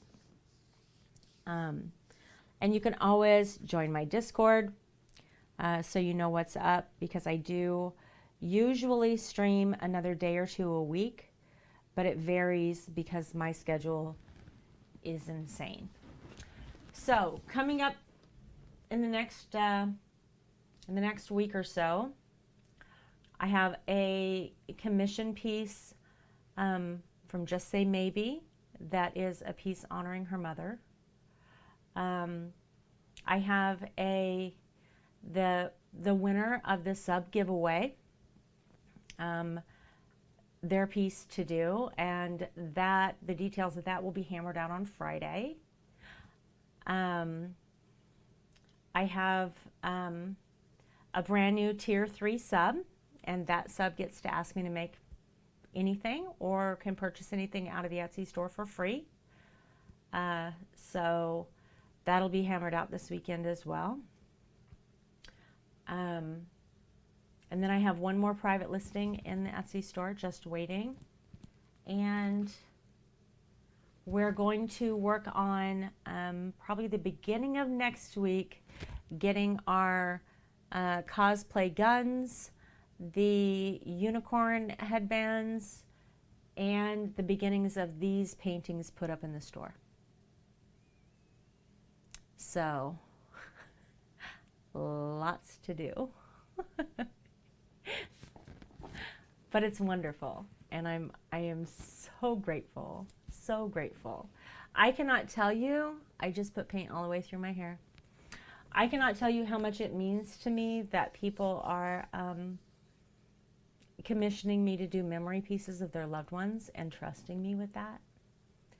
I am so touched by that. That's just an amazing thing.